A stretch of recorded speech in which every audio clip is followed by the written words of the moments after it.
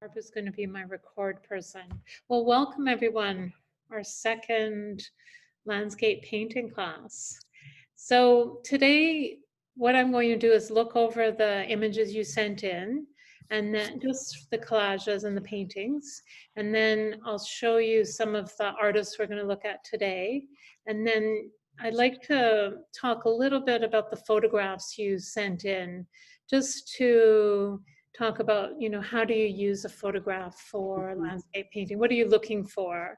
How do you go beyond just trying to copy what you see? I mean, obviously we can't go into in-depth analysis, but just to kind of start thinking about how do you approach a photograph? Because we'll see different artists we're looking at today. It's called, the chapter is called Realism and Beyond. So the artists aren't wanting to capture exactly what they see. So when you look at a photograph, you might wonder, well, what should you paint, right? You want to go beyond just copying it, because then you think, well, that's what the photograph is. So what I want to talk a little bit about I'm interested in finding out a little bit more about your interests, and I want to find out maybe why you chose the photograph, and that could help. So think about, how to use photographs. So let's go to the images, and thanks everyone who put images in the Dropbox or emailed them to me.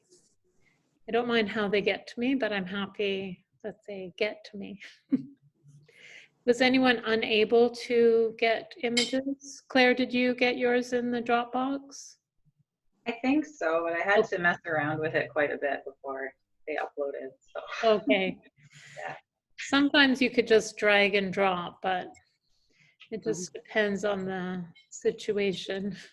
Okay, so just let me get the Dropbox.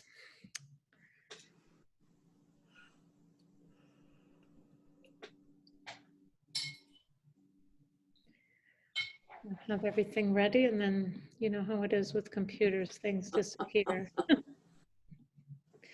You get behind other things. Okay.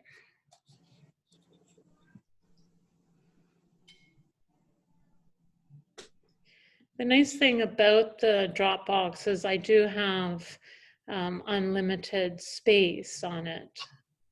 I mean, I would never be able to use it all up.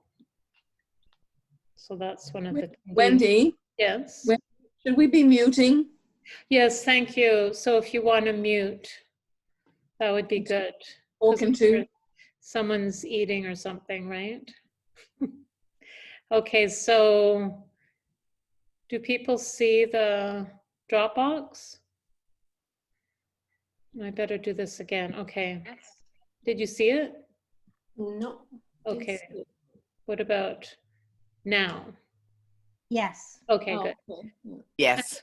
And does everyone know like how to adjust everybody's videos on their screen? Like if they get in the way and you want to take them all off, do you know how to do that? Like if you're trying to see an image, there's a little... Can you review that, Wendy? Yeah, so if you look at the top, there's a little small line. Mm-hmm. And that if you click on that, they'll go away.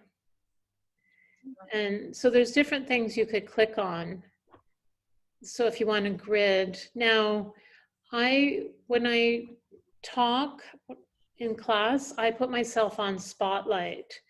So that way, when we're looking at the recording, it's just me, because otherwise every time someone makes a noise, they'll be in the picture. So, but if you want to change it around, it's just the devices at the very top. So you can play around with that. And Jane, did you raise your hand? I saw someone raise their hand. You're muted. Unmute. Wendy? Yes. If you're on an iPad, you just need to touch the top where it's a black line across. You just touch the top, Yeah. and the mute and video and everything comes up on the right-hand side. Okay. Thanks, Yeah. Michelle. And then- Okay. I'm I'm looking to bring muted. up the same page that you've got. Or I don't need to. No. So we're looking at the blog now. I mean, not the Okay. blog, the Dropbox. But every- do I bring that up on my screen or not? You should see it on your screen.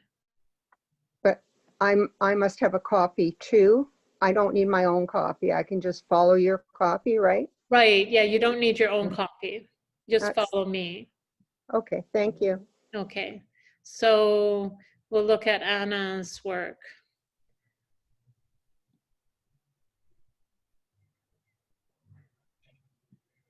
Nice. So Anna, I know you've done collage before.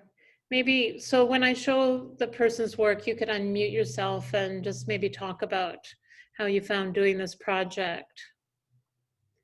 I made a mountain by mistake. It's sort of a mountain up there, and I re-ripped that one. It's still ripped that way. So I just Yeah. thought, oh, well, if it's ripping that way, it's not my fault. That's right. It's an inadvertent mountain. But isn't it nice to see how, without really trying, like just using the horizontal strips, you can get a feeling with landscape? And that was part of the project, to show people how you don't necessarily really have to try. And I know last week you were talking about using old artwork, but I like how you've introduced a little bit of these unexpected textures. So that's really quite nice. So our eye, it really kind of plays nice with the contrast of the solids. Yeah, I was able to find a magazine in the end. So Oh, good. yeah. And this is the watercolor. Yeah. Beautiful. See, isn't this interesting that like this landscape didn't exist before? It was just made from imaginary papers.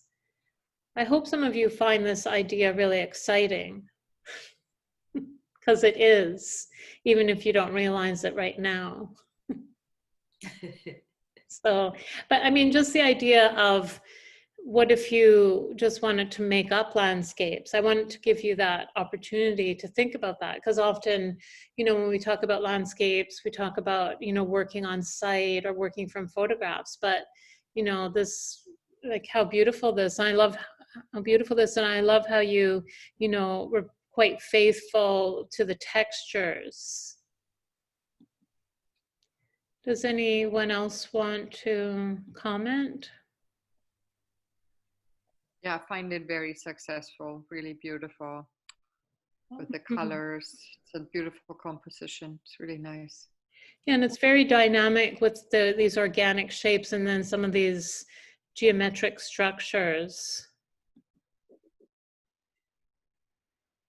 Nice. So see how brave Anna was. She didn't worry about trying to make a landscape. And I know that's hard to do, but just to kind of follow along and see what happens. Like maybe it will look like a landscape or maybe it won't. So, you know, it's quite interesting. But then when we see it here, it does have a feel of landscape, even though it's horizontal. I mean, just the fact, you know, you're using these neutral colors. I mean, what do other people think? Do you feel it's maybe like a close-up of something outside? Or kind of an urban landscape. Yeah, an urban landscape. Like you don't think of this and think still life. But this is such a beautiful translation of that. Oh, thank you. Excellent collage work, Anna. I love how you fit in the shapes. I like to do that, like fit them in exactly. And then like nice contrast with the textures. So the purpose of doing this again is to come up with colors and things you won't normally think of. And you could see how, you know, inventive Anna was, just kind of getting the sense of the shape and not feeling it has to be literal. It looks a bit bird's eye view to me. of Oh, looking yeah. down. I didn't think of that. I thought more of like going up close to a wall and like all the things. But now that you said bird's eye view, like an aerial view of a rural, yeah. Okay, and we'll look at your, A balcony view or something. yeah, we'll look at your photographs later, but just nice. That looks great. Thank you. You're welcome. Thank you. Normally, I call on people and I get each person to talk about each other, like one person to talk about a person's work. But for now, like for this class, I'll just see, like if you want to comment, you can. So this is Barb.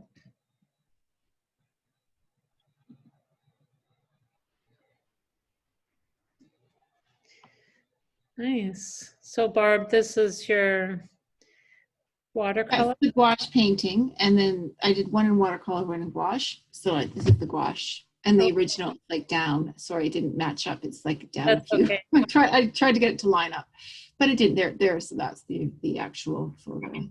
Okay, and so you played around with like the scale. Object. Yeah. Yeah.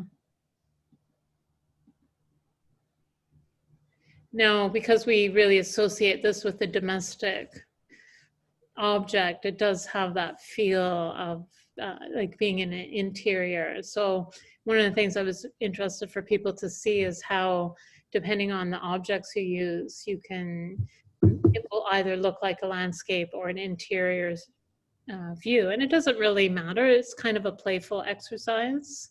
So, but nice. I like how this, like these things all feel really believable, even though like I know they were abstract, but it feels like, you know, a pile of objects, because these shapes are so recognizable. We believe everything else to be like, you know, getting ready to move or just a pile of objects.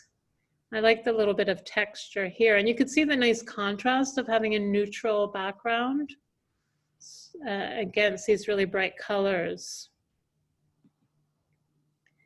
And then I'll look for so this is your horizontal collage. And so how did you find not thinking about making a landscape?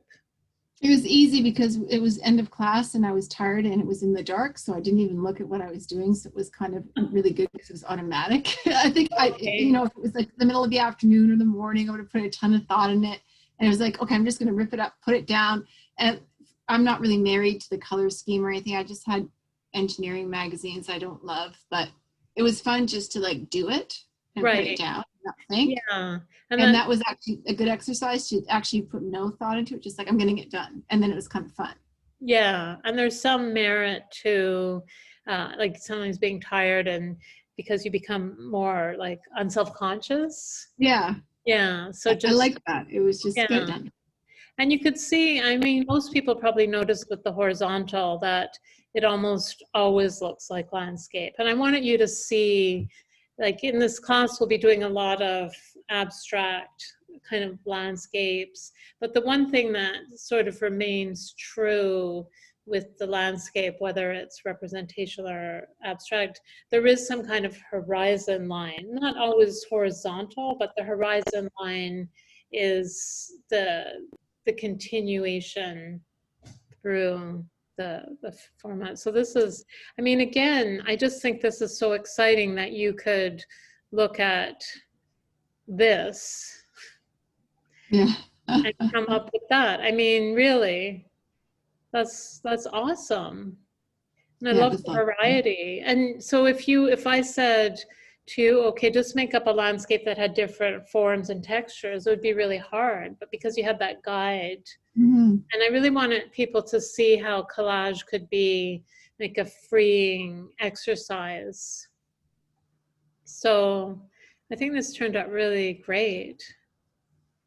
I love how, like in some areas, there's very specific shapes, and then others you kind of let the paint blend, but there's enough variety. So good. Were you pleased with how it turned out? I was actually. It was nice. Again, I try not to overthink it because Yeah. I thought it would just be nice in the beginning of the first few classes just to go for it and just to go and get back into watercolor and gouache and whatever else I'm doing. So yeah, it was really fun. I was Yeah. actually surprisingly pleased afterwards. I was like, oh, actually that's Yeah, that's not why I was terrible. asking. You're probably, I mean, it's sort of fun to look at your work and think, I made this. Like I made it from nothing, really, like no imagery. And I think the effectiveness of it is that it's not overworked. So it's good. Thanks. And then Cindy.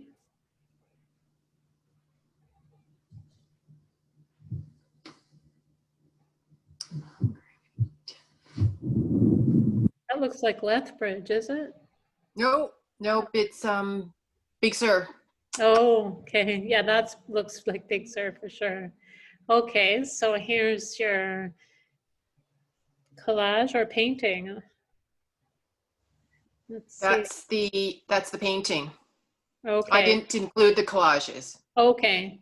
And so you went for the pizza box Yes. format, the classic. Yes. So I really liked doing the verticals because you had us cut them out rather than rip them. So I really like the straight edges, and yeah, I really like overlapping the straight edges, and just the one color that I chose unbelievably was orange, and they were different shades of it, well, yeah, orange, believe it or not. It's I tried the shades and then it was too dark, so I did some tints, and so that accounts for the lighter colors, but it's all orange. Okay, so even the dark colors were... That's the other extreme of mixing a little bit of black with orange. Oh, nice. Yeah. So there is a real kind of unity. And it's interesting, like, even though we might not see this as a specific landscape, because the colors are so like earth tones, we do associate it with, like, I talked a little bit about this, like the different planes. It feels a bit like a rock face or something, like the teapot and teacup going, like crashing down a hill or something. Mm-hmm. I mean, what do people think? Do you feel it seems like an outdoor, do you associate it more outdoors than an interior scene? I would say so, yes. Yeah. Mhm. The only thing that gives it away from being not an outdoor scene, because I see trees in there.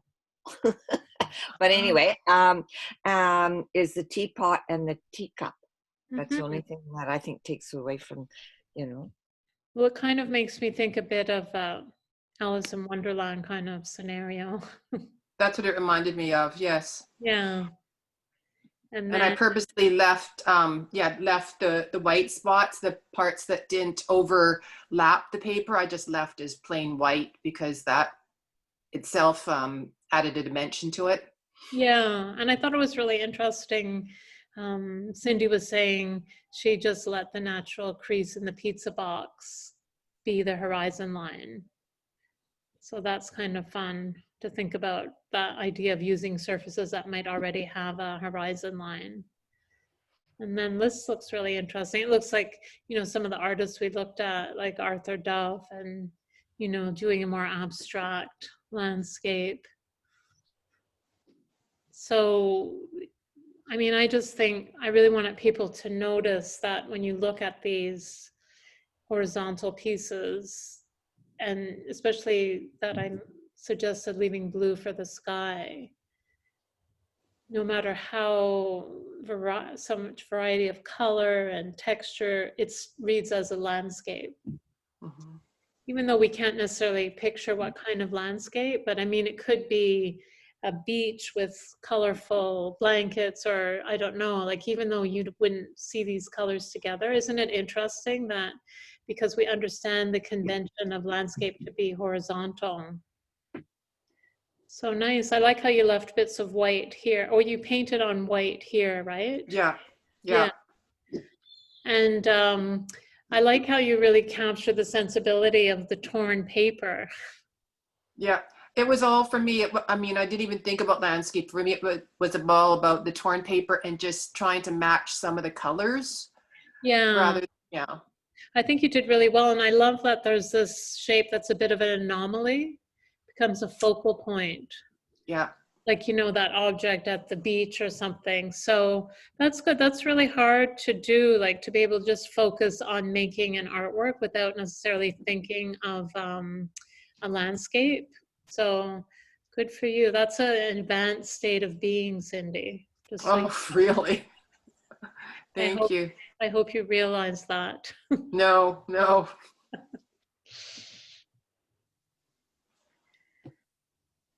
And Claire. Okay, so let's see. I'm just going to go to the through the photographs. Okay, so here's your collage. Yeah, that's the horizontal one. I guess it's vertical for Oh, this.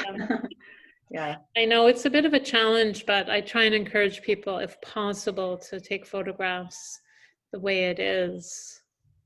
But I guess they get flipped, right, in the phone? Yeah, because I had it horizontal with the actual photo, but I guess when I uploaded it, it must have flipped. Yeah. Sometimes I try and switch them for people. Nice. Really good big and small shape. Wow, that's beautiful. So that's your interpretation of this. Yeah, I ran out of time to do the colors in it, but Okay. yeah. It still turned out really well. I mean, I love the idea that you have more solid forms and then you captured some of the texture here. That's great. I mean, it just looks so satisfying. And again, to think that it's made up. Yeah. You know, it just really, I really encourage people to play around with this idea, you know, to make collages with strips. Oh, nice. So again, like with this one, the color really makes us associate kind of a landscape. So, and so Claire, how about you when you were doing this? Did you think about your making a landscape or you just focused on your collage? Yeah, I just focused on trying to fill the space with green, which I couldn't find very much of. So yeah, it still turned out okay. Yeah. But I definitely didn't get a landscape feel from this one at all. Well, to me, the green is landscape. And is this painted or collage? That's painted. Wow, beautiful. I love that contrast of the intense detail. Yeah, and I wanted to, you can see in some of the vertical ones, it is harder to see landscape. And in part, it's because of our convention of understanding landscape. We just always think of it as vertical. So, but sometimes artists will play around and make it with the vertical. Okay, nice. And the nice thing about having images in the Dropbox is that you can, after class, if you want to review some of people's work, you can do that, because I know I'm kind of going through them quickly just to kind of get a sense. But thanks, Claire. I'll put a star. So I put a star beside people who are really good. No, I put a star just so I know that they have something in their Dropbox. Okay, so Debbie.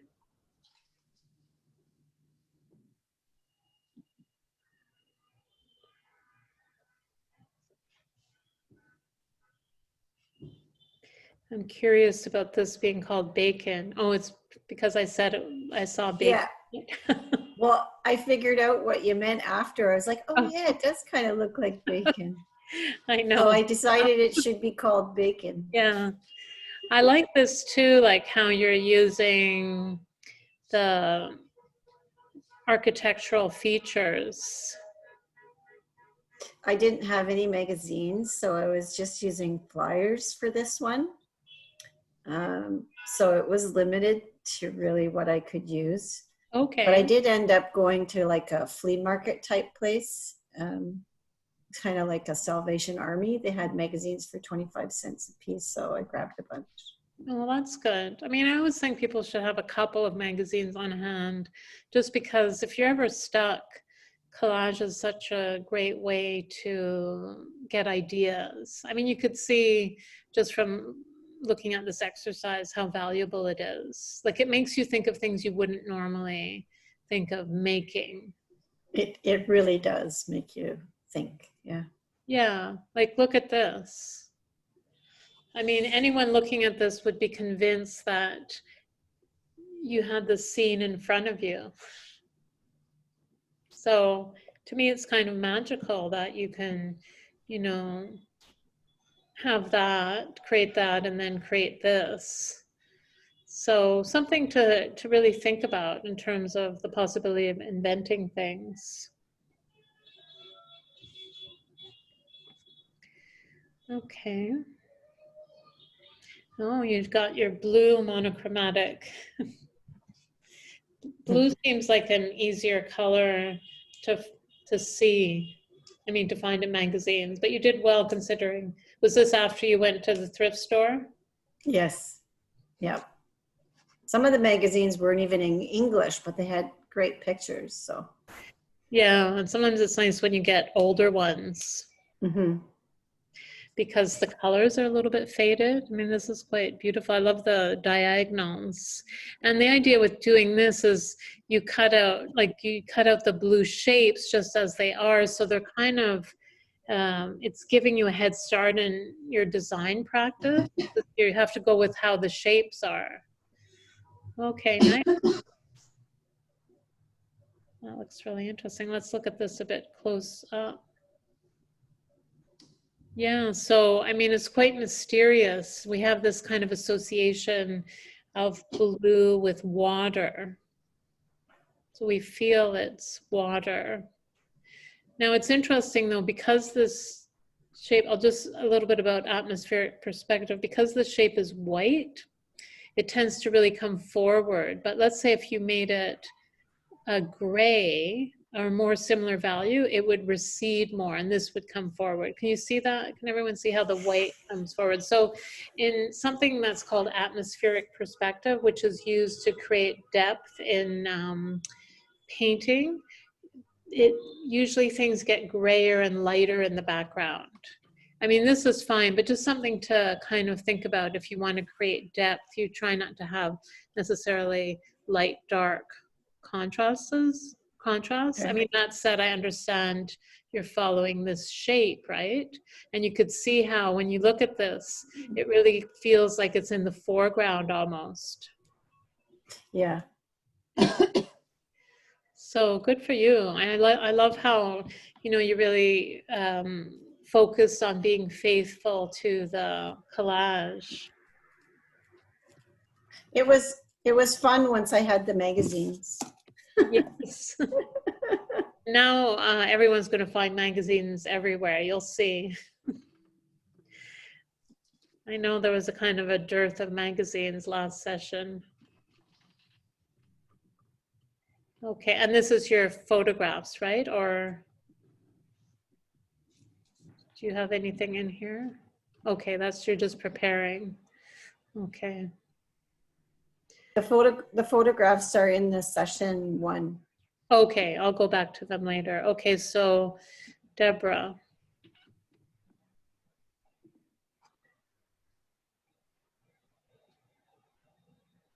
See, Deborah, this is why I was confused because these are called photo.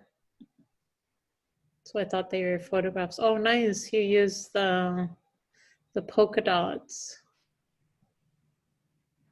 I thought that you had to follow it just the way it looked. I know, it looks so great. In your program. So I just, every layer, I tried to simulate what the strip was. So between polka dots and Yeah, anyway.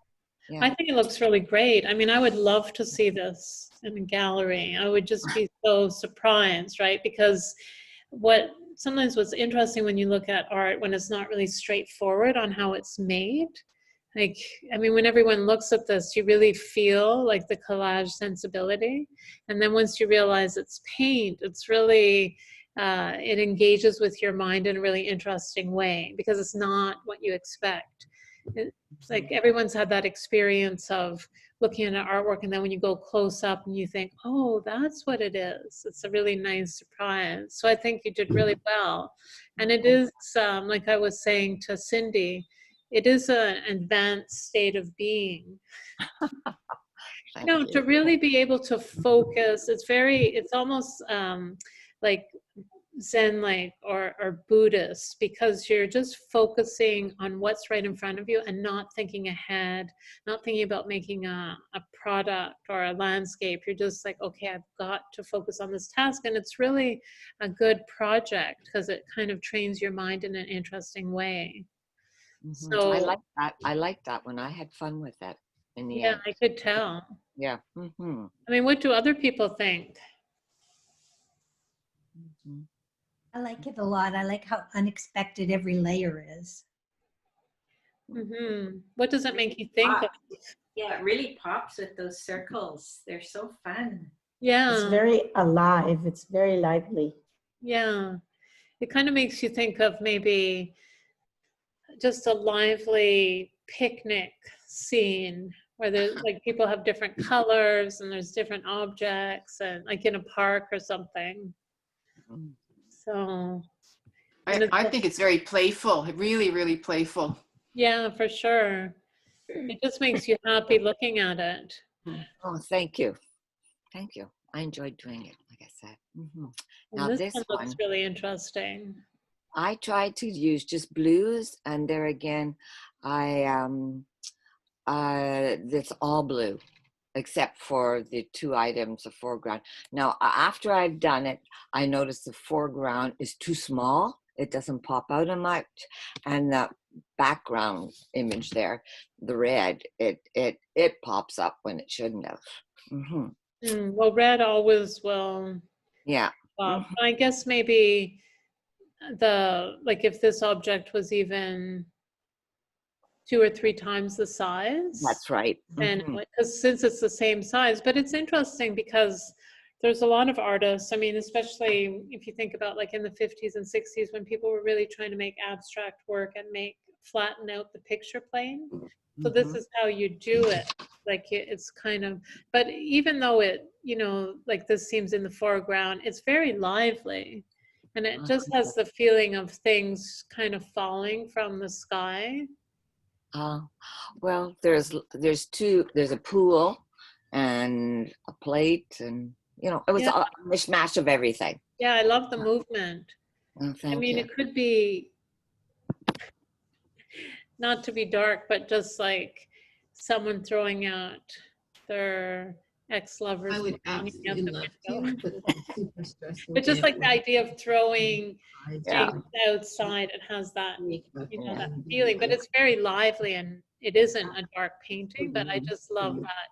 Nothing to kind of do with movement. our co-op department in management, but just some student stuff that I have to deal with like the dean period. Oh, do they throw things out?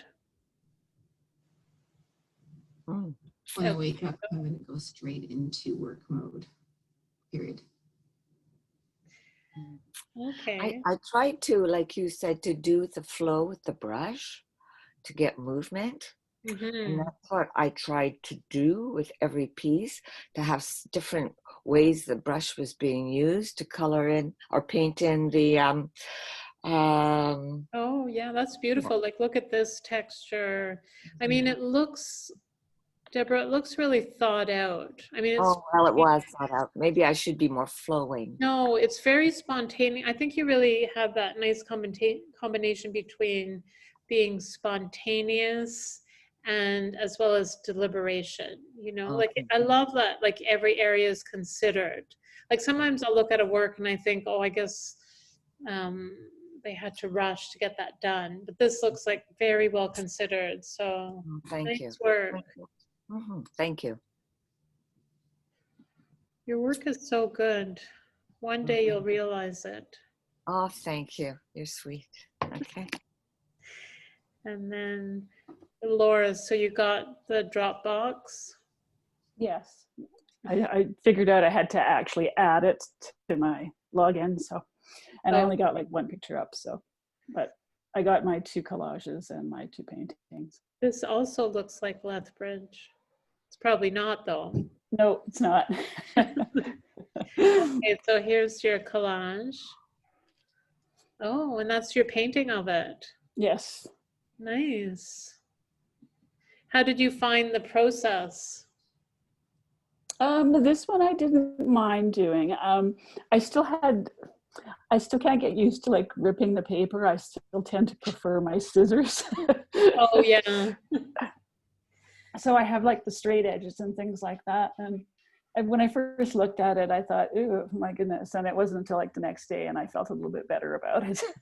Yeah, no, it looks great.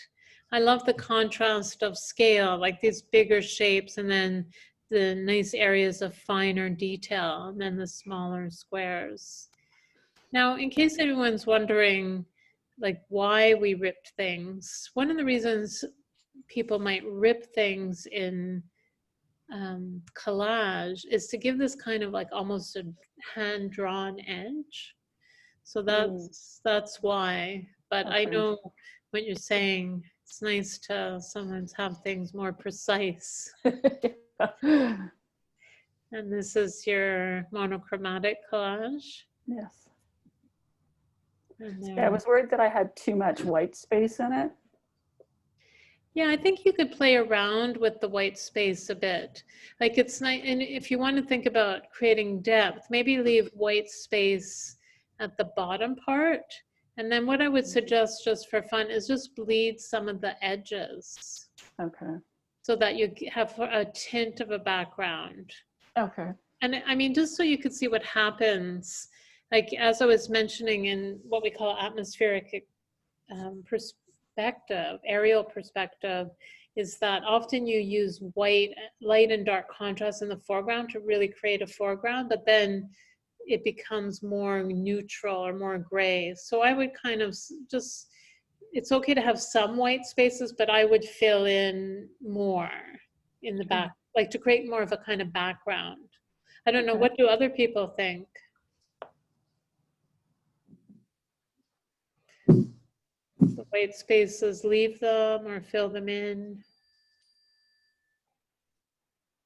Marilyn, you have to unmute. After you showed David Milne's work, I thought I started rethinking how important white spaces could be. Mm-hmm. I think that they need to have some presence rather than just being. Yeah, feel free to reach out anytime. I like Rather classic stuff, so. Rather than being just what's left over or what's the result of the places being, the positives being placed.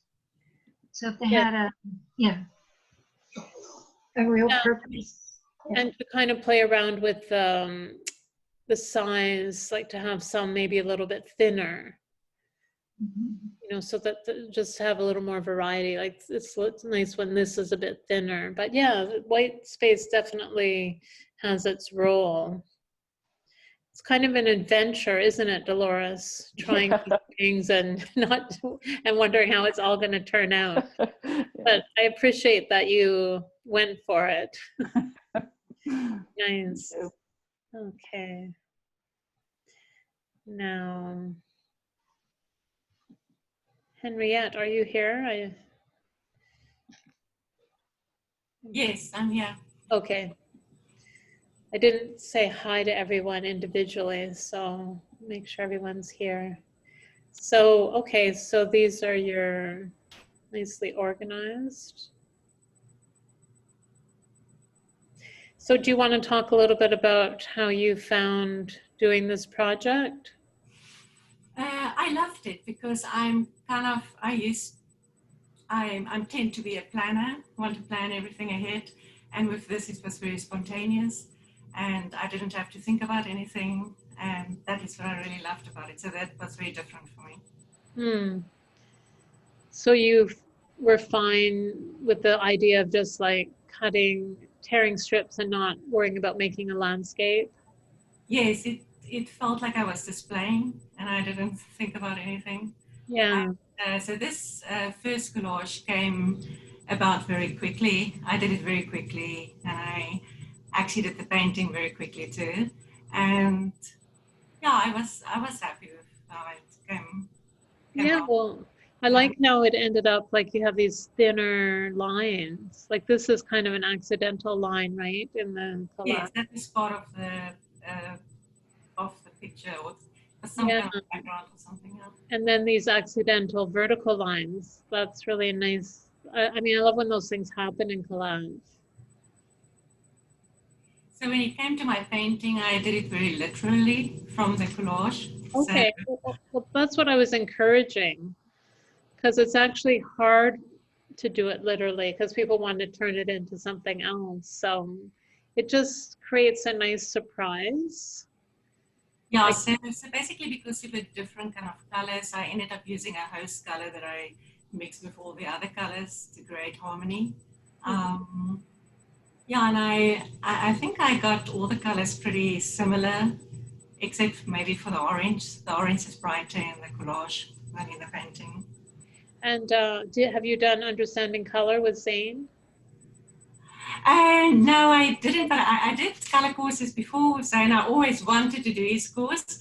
And we moved to, I couldn't get into his last course, and then we moved to the States before I could do it. But I've done color theory courses before, but not, I would have liked to have done Zane's, to be honest. Yeah, because I can see that you really know a lot about color. I mean, it would be so great to see these in person, to really kind of see the physicality of the paint. You know, I'll just kind of, just so people can see it close up. You know, it's just this really nice surprise, right? So I think there's something really fun about trying to follow, like to try and be literal. Like it's more interesting to be literal about a collage than trying to copy a painting exact. Yes. Just more element of surprise. Oh, this is beautiful. Yeah, this one, I ran out of magazines to get similar colors to be able to create a monochromatic collage. So I ended up with all kind of papers that I could find.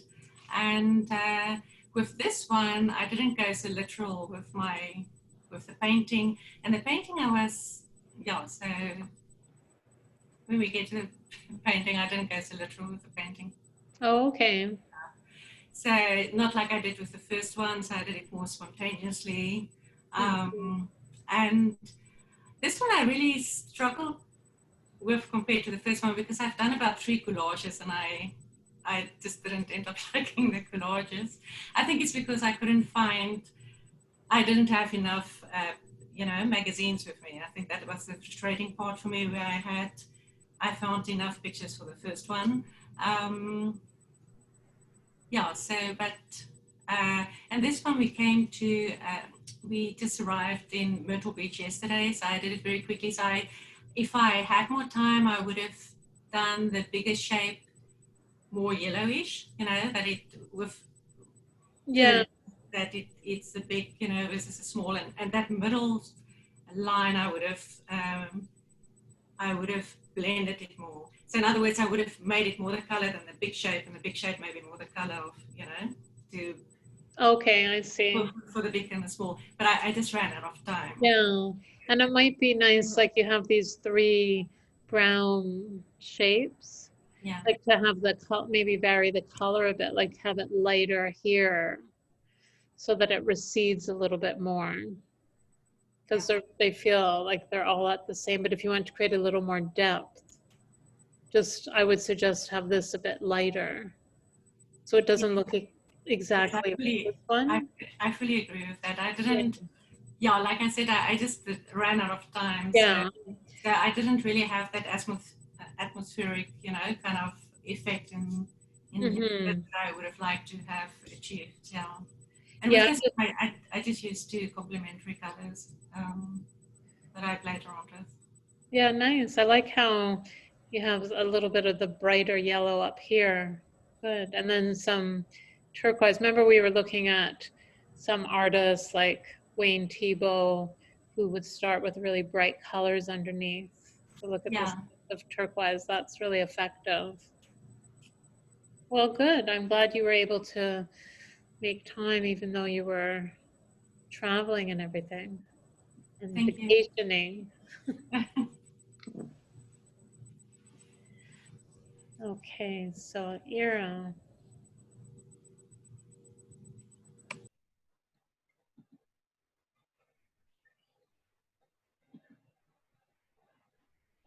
Now, Ira, I know you've done collage before.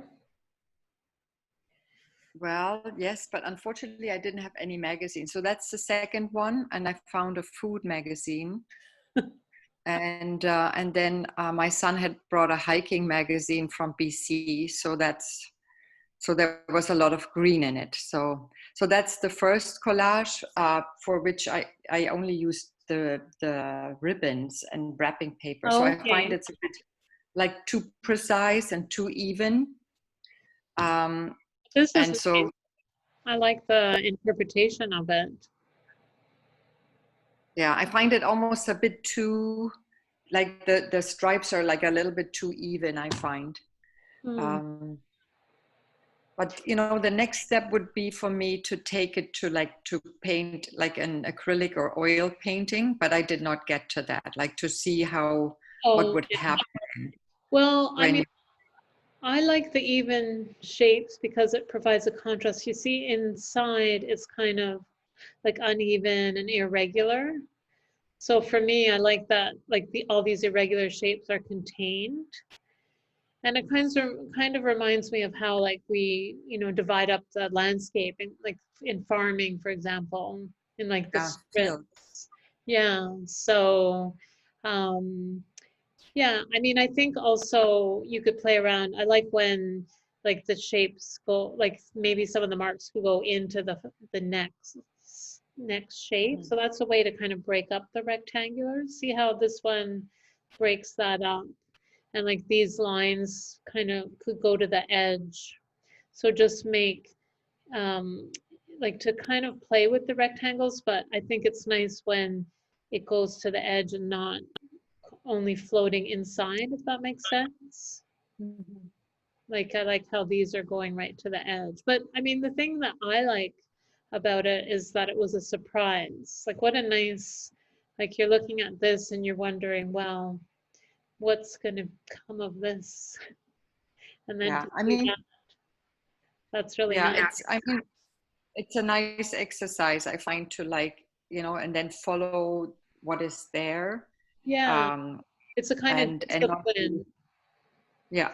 So that's, this is the second. Could you go to the next painting, please, to the next image? So then the collage, the tomato collage I had done at the very beginning, like the green tomatoes. That's the watercolor. Sorry, they're all mixed up. This one, yeah. So that was the collage. So then I made a watercolor painting first, and then I took it and I just only looked at the watercolor painting and then put it into like oil and wanted to see what happens. But then of course you look at the oil painting and you think like, well, the shapes don't really work so well. But I've continued to work with those shapes and just like what I need to figure out, of course, now, and that's where I'm kind of stuck now, is like, is the light, is the contrast, like to create depth. And that's something because, I've been doing abstract work. The way I've been creating depth in the past was very different by just laying and creating lots of layers. But now it's different with like looking into depth of field and how you can create. So I have to learn that. I don't know. Well, I mean, you're doing pretty well. One of the things with landscape I mentioned before is that to create a foreground, you have more contrast, light and dark. So you see how there's a lot more light, dark contrast and less here, you know. Mhm. And then colors in the background could be a little more muted to create a space. But I do find you have created depth. I mean, I love this interpretation of that collage. I mean, who would have guessed you can do that? So I find this really dynamic. I mean, these are just kind of quick exercises, right? So yeah, so to have like see the brighter colors come forward, but then this area, because it's muted and gray, it tends to recede. So, but this, because these shapes are really small, they tend to recede as well. But often, like Cézanne or Matisse would take like a bright red and then make a lighter version in the background. Like you repeat the colors, but you Okay. make a lighter, more muted version in the background. Mhm. Okay, well, you really explored everything: collage, watercolor, oil. Yeah, well, you know, like I haven't painted with oil for like 12 years, and I had a sore throat and a headache for 2 days. So I don't know if that's from the oil paint. I'm not sure. Well, were you using odorless mineral spirits or turpentine? Yes, I have. And you know what? I registered for Neil's oil class on Sunday just to figure out about healthy Yeah, ways how he's to very use good at oil that. paint. Yeah, because I haven't done this for a long time, and I Yeah, want to learn. he cleans the brushes with vegetable oil. Yeah, good. Mhm. Okay, well, thanks. And now these are Jane's. Thanks for resending your photos, Jane. Okay, so Jane, how did you find doing the collage work? Well, I did the vertical too, and I don't see it in the folder, but Oh, you don't? yeah, it's missing, but I didn't realize it was supposed to be a neutral. So my magazine had a lot of pink, so it ended up being pink. I don't, looks very landscapey, but I liked it. I liked what happened. You could send it to me by email and I could put it in for you. Like right now or some other time. Or during the class if you want. Then we could look at it later when I go back to look at the photos. I mean, or some other time. So nice. Yeah. So you went for a real kind of expressionistic approach. Yeah, I can't even remember what the collage looked like. Well, this It was is quite complicated, I think. Yeah, so there were a lot of stuff in there. Yeah, and so, but I like how you really captured it still. Like you've got some drawing marks and these shapes. It's really quite beautiful as well. Thanks. I mean, I think the strength of it is the variety of marks. Like when we were talking about Deborah's work, that like at first you might think, oh, this was just kind of done really quickly without consideration. Like an unskilled viewer might think that. But then when you look at it, you see, oh, look at this line here. Like I enjoy the more you look at it, the more you see the detail, like the attention to detail, which you can see once I put it up, you know, like this. And also the variety of colors, that it's not, you're not repeating the same color exactly. You know, like you've got this more cool yellow and warm yellow. It almost looks a bit like a monoprint, or were you using kind of resist? Some of it is oil pastel. Oh, okay. So it's watercolor and oil pastel together. Looks great. It would be nice to see it as a larger painting. That could happen one day, who knows? Yeah, don't throw it out. And we'll look at your others later. Yeah, I don't know if I kept them or not, so I'll send them if I have them. Okay. And Cattell? No. Hi. So let's see how did you find doing this project? I don't have a lot of experience with watercolor, and I definitely feel that learning how to use color as an area of it is a stretch for me. What else can I say? And the collage, I left all these gaps in the landscape collage, the horizontal one, which doesn't look right. It just looks like an exercise rather than a landscape. But this is the distance one. Yeah, that's nice. That looks great. That's the collage. I mean, these are just exercises. This isn't the painting, yeah. Okay. Oh, I see. The collage, the other collage. You can always just fill in the empty spaces with white, or else you have a striped landscape. Oh, that's beautiful. So that looks like you're handling watercolor really well. See what happens when you have a minimal palette like this. You really pay attention to the details of the texture. So, Amazing. yeah, it looks really beautiful. The picture's a bit blurry, sorry. It's okay. And I like that we're not sure exactly what we're looking at. Like, you know, it has a kind of feeling of an aerial perspective. So have you done collage before? Not really. Well, you did well for a collage. And that's your watercolor. Great textures.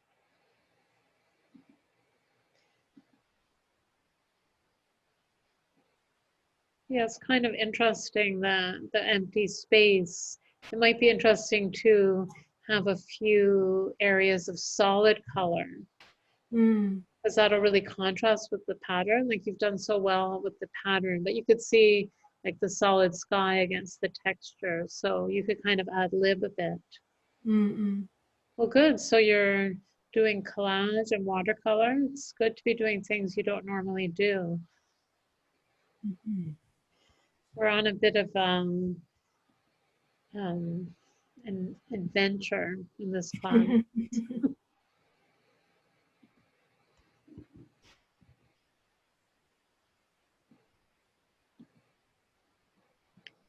Okay. So Lee. Hi. Hi, Lee. So let's. Well, this was very fun for me. Oh, good. I don't have grandchildren, so don't do a lot of gluing and things like that. So the collage was fun. Just it was very relaxing as a process. Oh, good. And just kind of letting things happen as they go, right? Yeah, but still my mind was ticking all the time, and I was, you know, outsmarting myself constantly. Oh, yeah. Trying to be spontaneous, but still finding I was contriving things. Yeah, it's hard to turn the mind off. Yeah. Well, this is beautiful. I feel it looks like the striations in the earth. Like if you imagine a crosscut, how's that feel? Oh, wow. That looks great. This one was very difficult for me. For whatever reason, the images, like the objects, are so strong that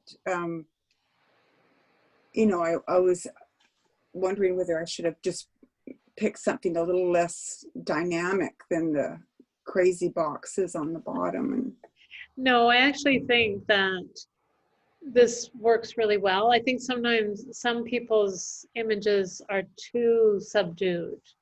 Like with collage, you want it to be dramatic and a bit over the top because it's not like depicting reality. Like I love that it's such a strong contrast. I'm sure other people feel the same. Like it's a very strong contrast, but it's actually quite unified. Like all these little shapes tend to feel connected to these shapes. And also I love the contrast between the geometry and the organic. I mean, I would say this is one of my favorite collages. What do other people? I see Nancy shaking her head. Thumbs up. I kept on wanting the objects, especially the one in the foreground, to be something. And you'll see that in the watercolor painting. It just sort of, my mind saw something in the first or couple of washes, and then I went with that. And then I was sad that I imposed something on it, rather than just let it be a representation of the actual collage. Yeah. But I tried to get brushwork in there as much as possible, and then I just kind of, I guess I gave up. Well, that's in a okay. way. It is an experiment, but I mean, isn't it interesting that by having that small shape here, it really creates a sense of depth. Even though all this is similar in focus, like we really believe this to be quite far. Yeah. So it's just a simple thing, but it's fun to play with it because with drawing and painting, we're creating this sense of perspective that is an invented convention. Like I always think, you know, before the Renaissance, people didn't have perspective. Like we think it's a normal way to see things.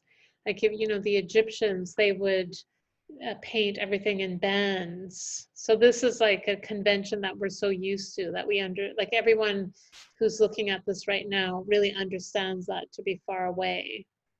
And if you switched it around, the large shape at the top and the small shape at the bottom, our minds would be so confused. Okay, and these are your watercolor studies? Yeah, I did two. The first one on the top was just like just color, trying to capture the colors in some of the strips. And then the one below, I went back and I realized that I missed out completely some of the strips, and I tried to be a little bit more literal. Okay. Yeah, it's nice. I can see you getting some of the texture in here. Yeah. And yeah, I mean, it's an interesting exercise because it's a combination of using what you see and then making up things from your imagination. Oh, you turned it into a dog. How nice. Sort of a portly but friendly dog. And well, that's very imaginative. I like that.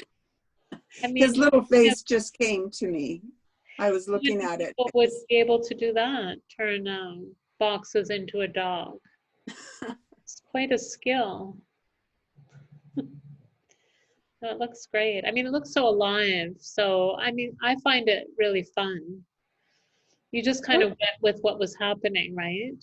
Yes, and I looked at it and I saw his face or her face or the face, and I thought, well, why not?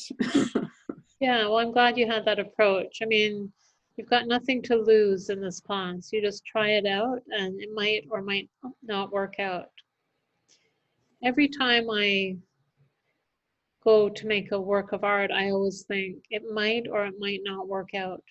And I'm okay with that because you don't know. It's an adventure. Okay, so we'll look at those later. Okay, thanks. Thank you. And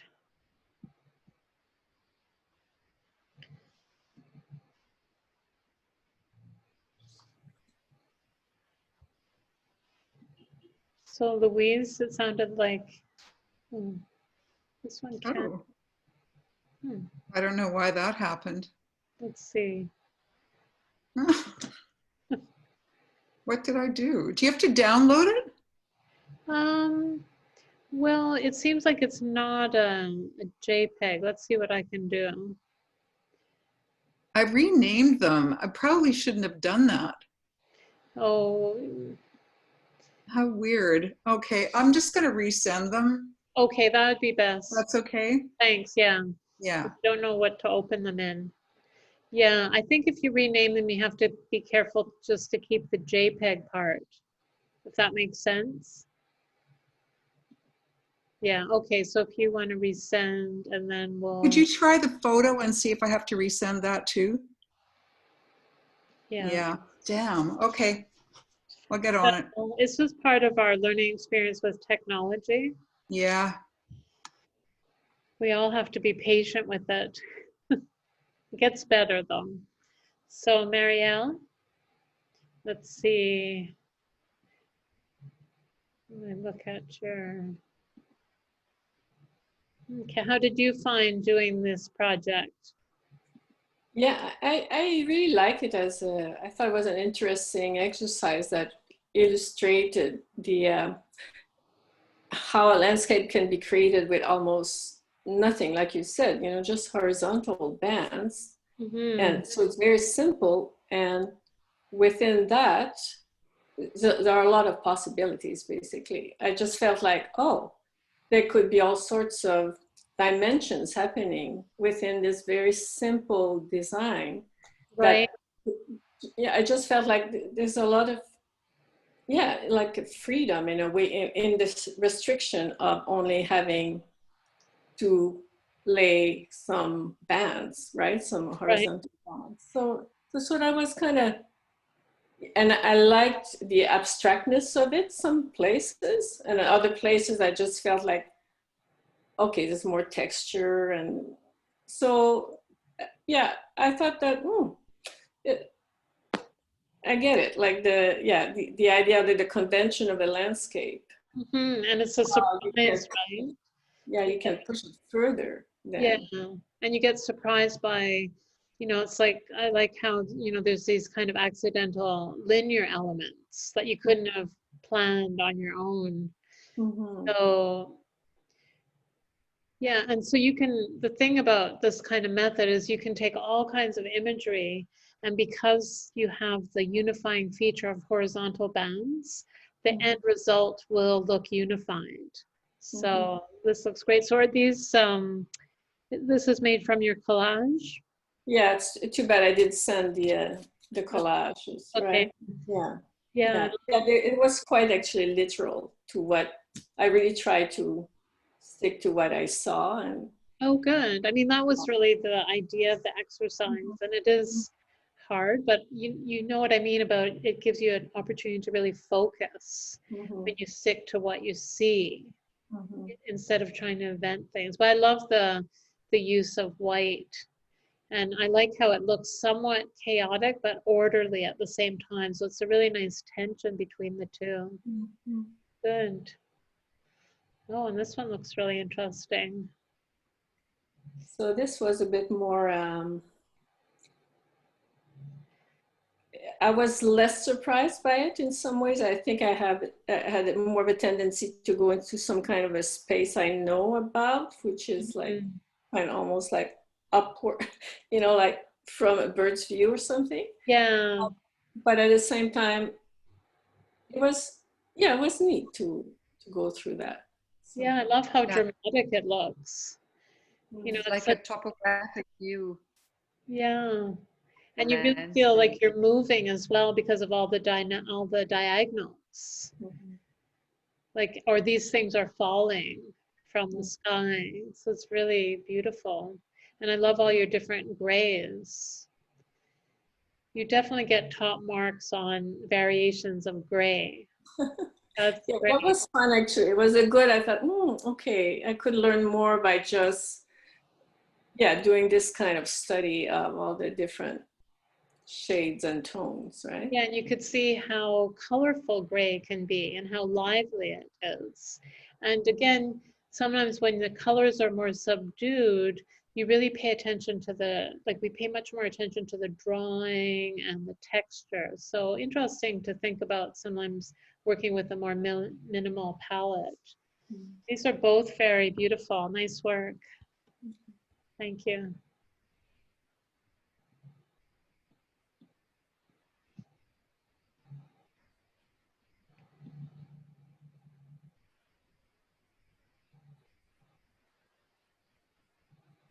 So, Marilyn, you've separated your collage and your paintings.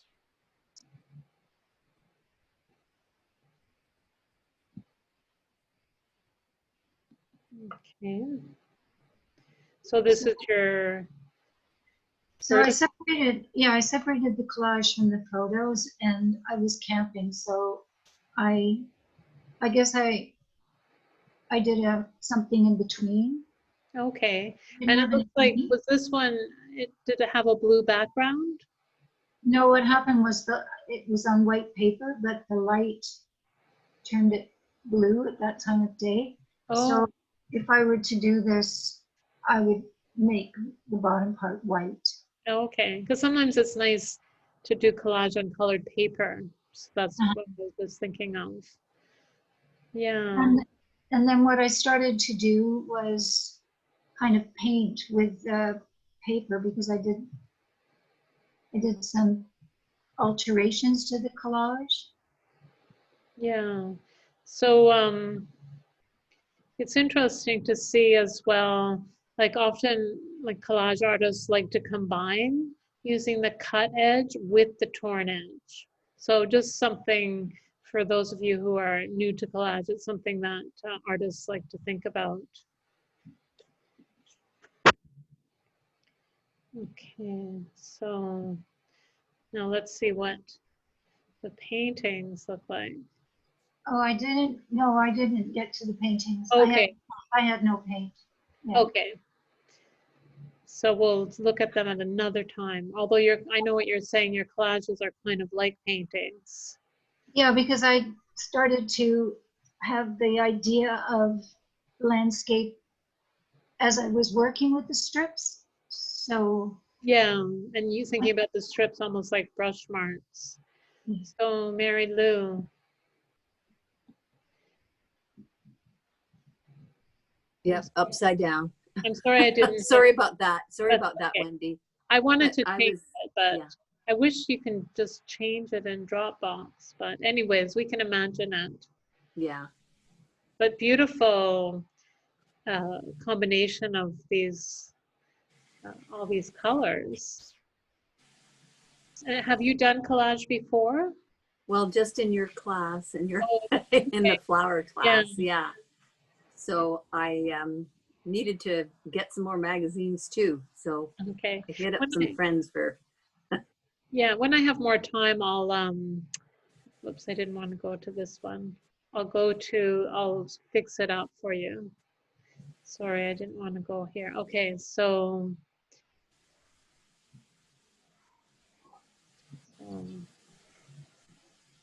and that's the watercolor. That's my painting.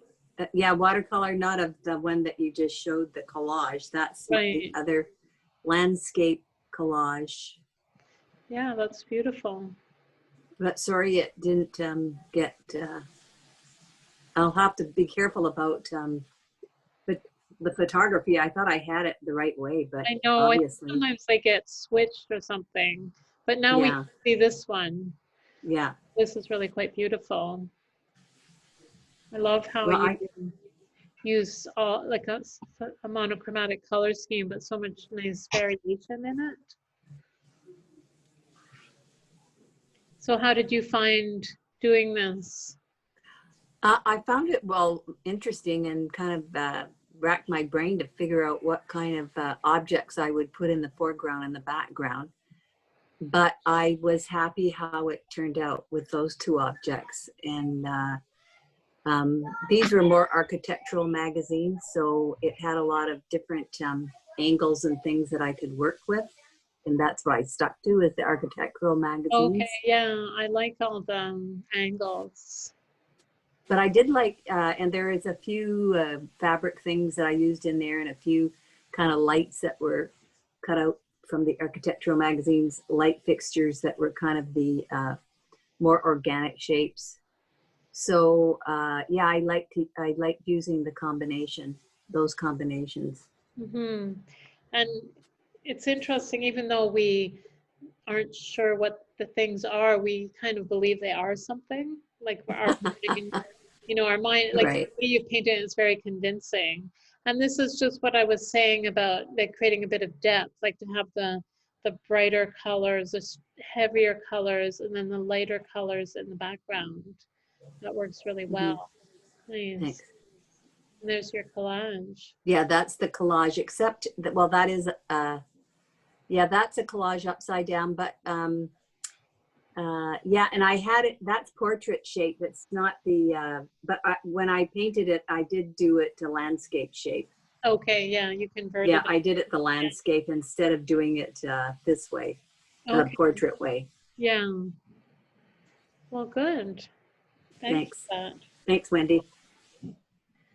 It's really been fun to see the translation of the collages to the painting. And Michelle. Well, Hello. Michelle wasn't here last week, That's right. and her iPad says Crystal, so don't be confused by that. Yes. You could wave to everyone. That's Hello. Welcome. Okay, and so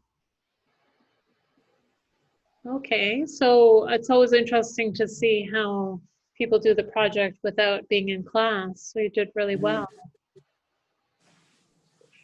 Yes, but that didn't. No, this is great. I mean, we're just looking for a kind of interpretation. And this is really an exercise. I think it's important for people to understand that if you always sit down trying to think you're going to make a master. Yeah, there was a lot of the paint running colors into another. So I was finding that, but it doesn't actually look too bad when I look at it on the screen. Yeah, when you have some distance. I mean, what I like about it is that there's the contrast of areas of texture with the solid. So it looks very lively and not overworked. And I like that, you know, I'm looking at it and it talks about the qualities of watercolor. Like it's not trying to be anything else. You didn't overdo it. So that's really nice. I might have if I'd had more time. So I'm glad that worked. Yeah, sometimes it's good not to have much time and to be tired. So you're rushing. Okay, thanks. Oh, was that it? Okay, so I sent you more than that. You did? Oh, okay. Yeah. Oh, yeah, so I had to send you a second email because the second project or whatever didn't make it onto the folder. So I sent you another email about it. okay, and then I looked in your file and I thought everything was there. So that's my fault. I'll put them in. We'll look at them next week. Okay. I get a lot of emails, not to make an excuse, but I just kind of was looking at your folder and I thought, oh, they're there. Yeah. But I'll put them in the break. How's Okay. that? Yeah. We don't want to neglect any work. Okay, sorry. So Nancy, hopefully I got all yours. It's a big responsibility being in charge of people's Dropbox. It is. Yeah. I'll work on it. Keeps me up at night. What if I forget? Okay, so let's find your, okay, you didn't include your collage. So I didn't include my collages, unfortunately. Okay. So here's your, I mean, sometimes it's fun not to see the collage because you just kind of have to make sense of it somehow. I think I didn't use enough, leave enough white space. I kind of layered this one pretty thick. Well, I think what might be interesting because you have this horizon line and then if you changed it up a bit at the top, like, so maybe not have the same color continue. This is just an idea. And I like to give ideas. So let's say maybe this could be blue. So to be like more, like maybe you'll have an orange square, like to really kind of almost imagine this as a new section. Right. That's not really part of the project, but I'm just giving you an idea of how sometimes you could like divide a painting and then change part of it. Can you see how that might be interesting? I mean, I love how lively this is, the pineapple.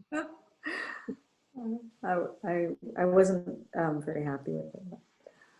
And you were using watercolor and gouache? I was actually using gouache for that. Okay, yeah. And then this is the watercolor. And this one, I guess I missed the memo on being literal.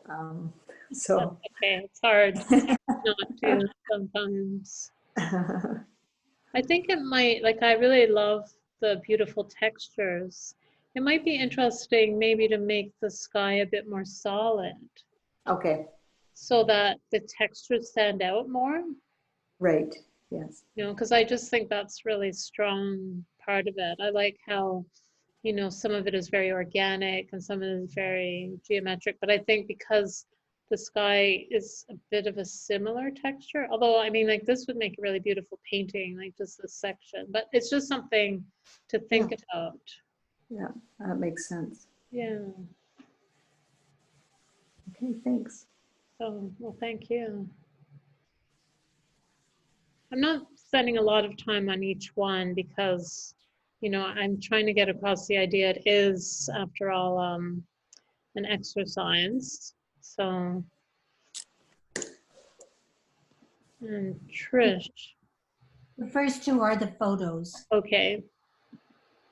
And then I just put the two together in the other Oh, one. that's nice. I was wondering, sometimes when I look at people's, it would be fun to see them together. So you read. Yeah, nice.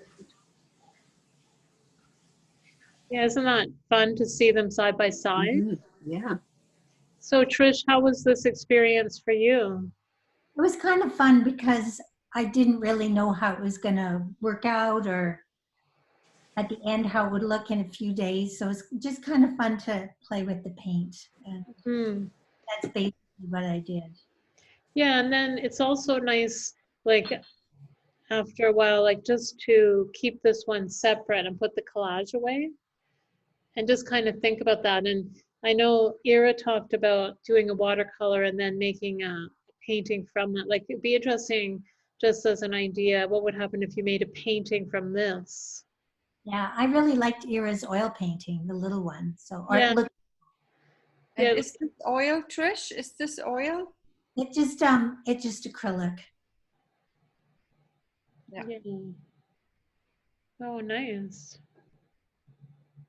I originally put the very dark blue in the way it was, but you couldn't read it. I think that the shine does something to it.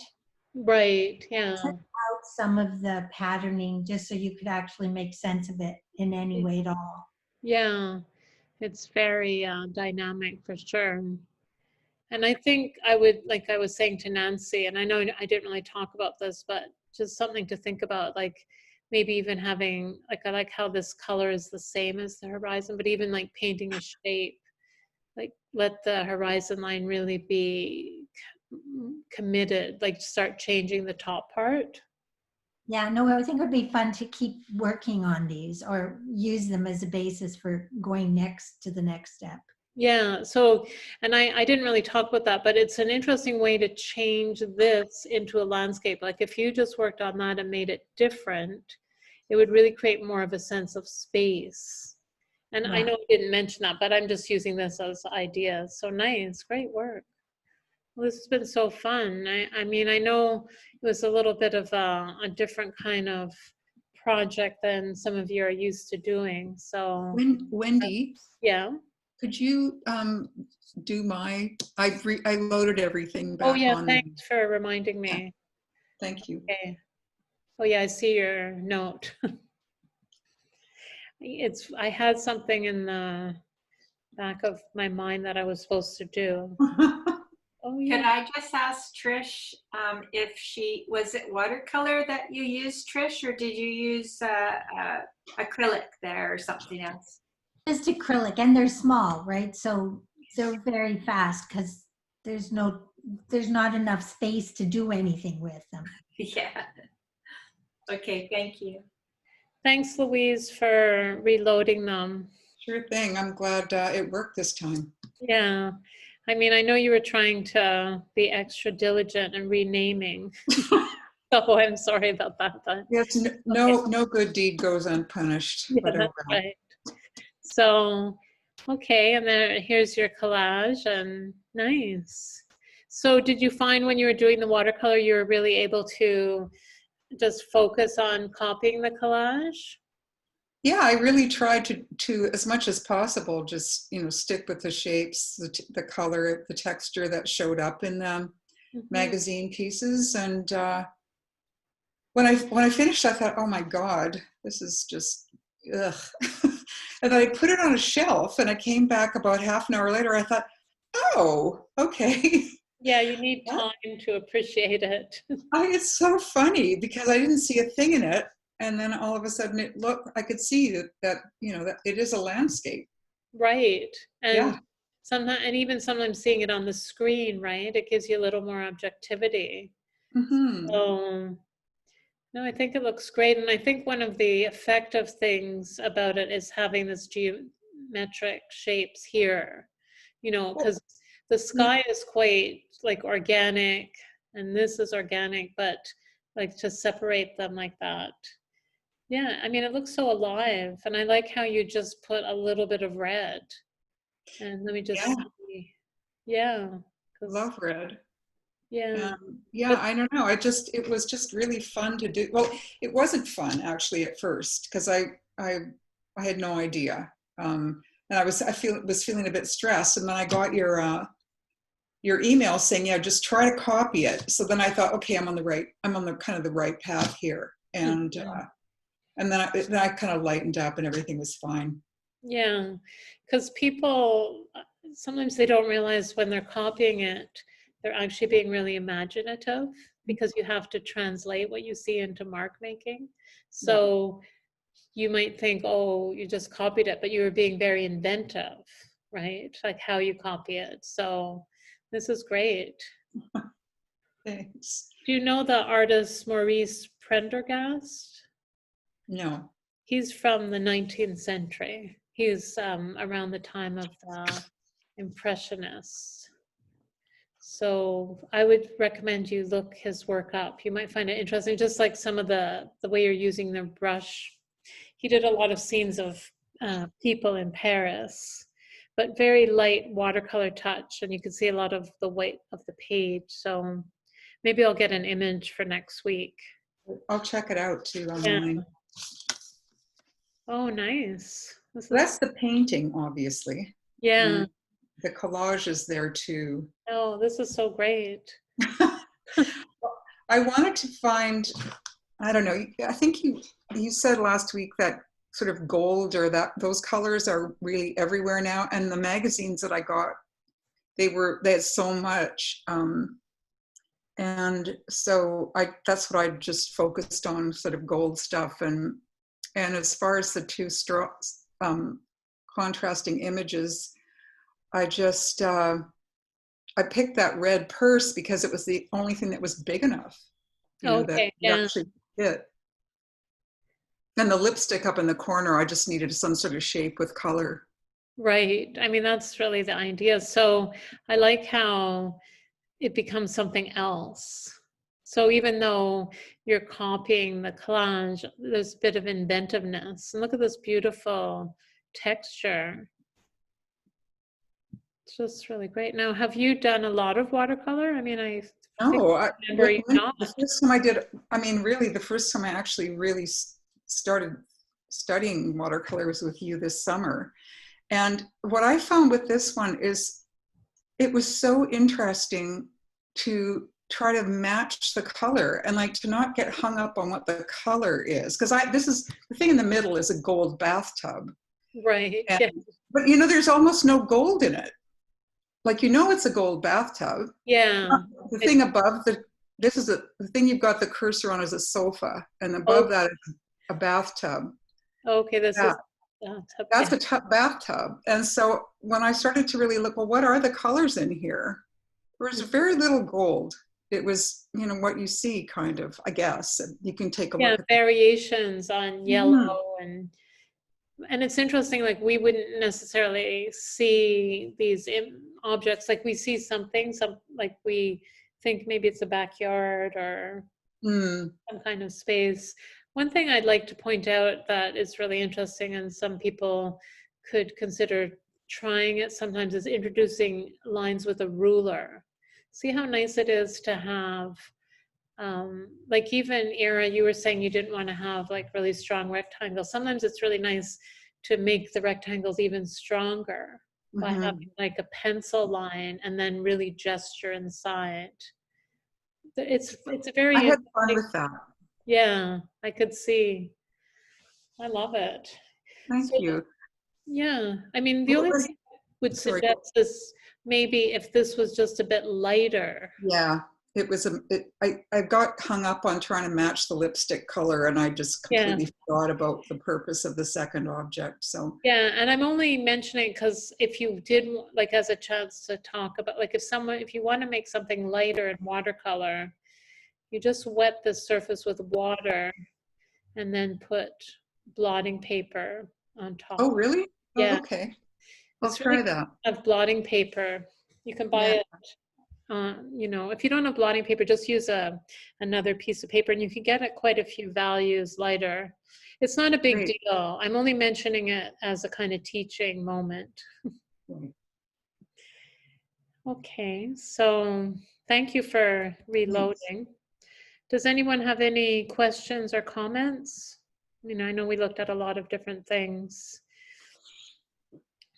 So one of the things that if anyone's interested, you know, you could if you wanted to make comments on people's work at another time, if I'm not too sure if people know how to do that, I'll just quickly, if you click on image, then there's a place where you can make a comment on the side.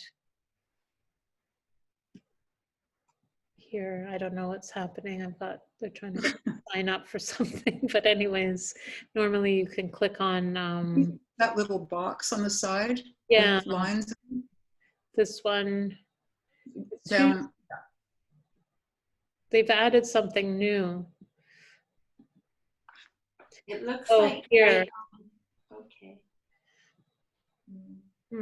Anyways, Yeah, there. It looks like there, and just up a couple Okay. where the it's one of these things here. Sorry, comments. So you just click on the comments and then enter it, and then your initials will show through.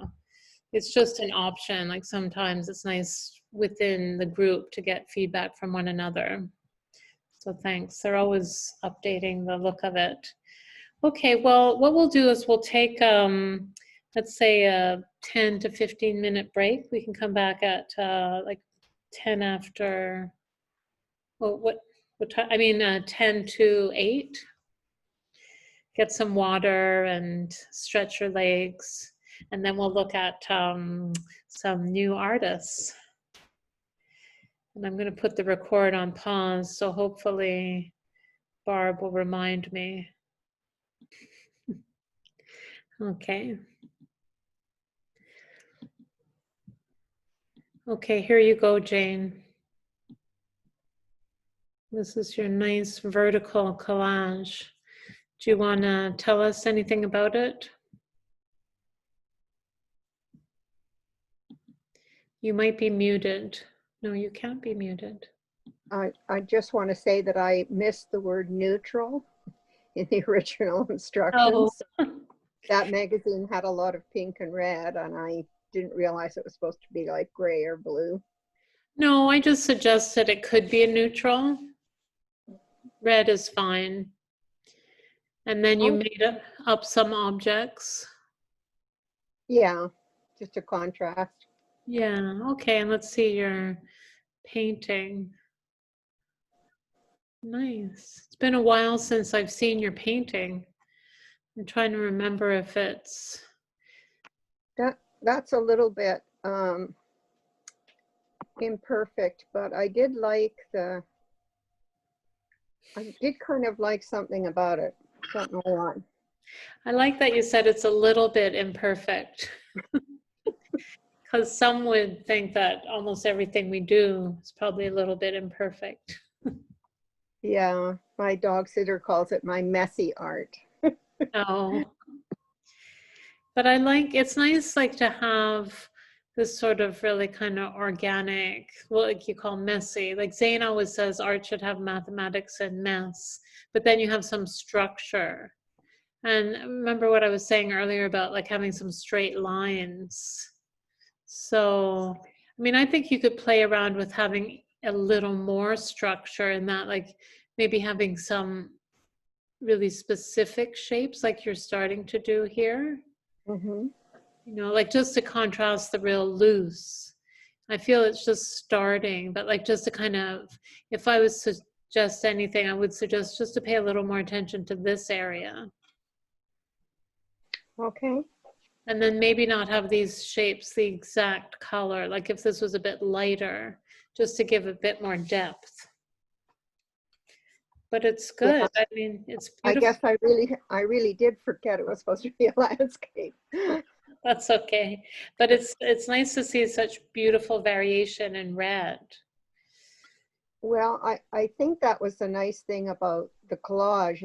It had little marks, like the marks in the apple there, that I wouldn't have put those in. I wouldn't even have thought of them, but they were in the collage. So then they went into the painting, you know, makes like you said, a surprise. Yeah, and one of the reasons painters like to use collage is that it reminds them to work with variations of color that they might not normally think about.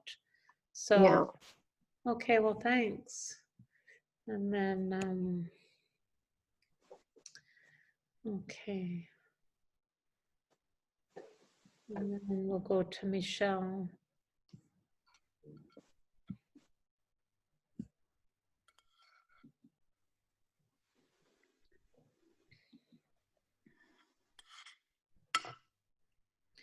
And this is a beautiful collage. I like the two houses. Now, Michelle, have you done much collage before? Yes, I've done, yeah. Yeah, because it looks very confident. That's why I was asking. Okay, and let's see the painting.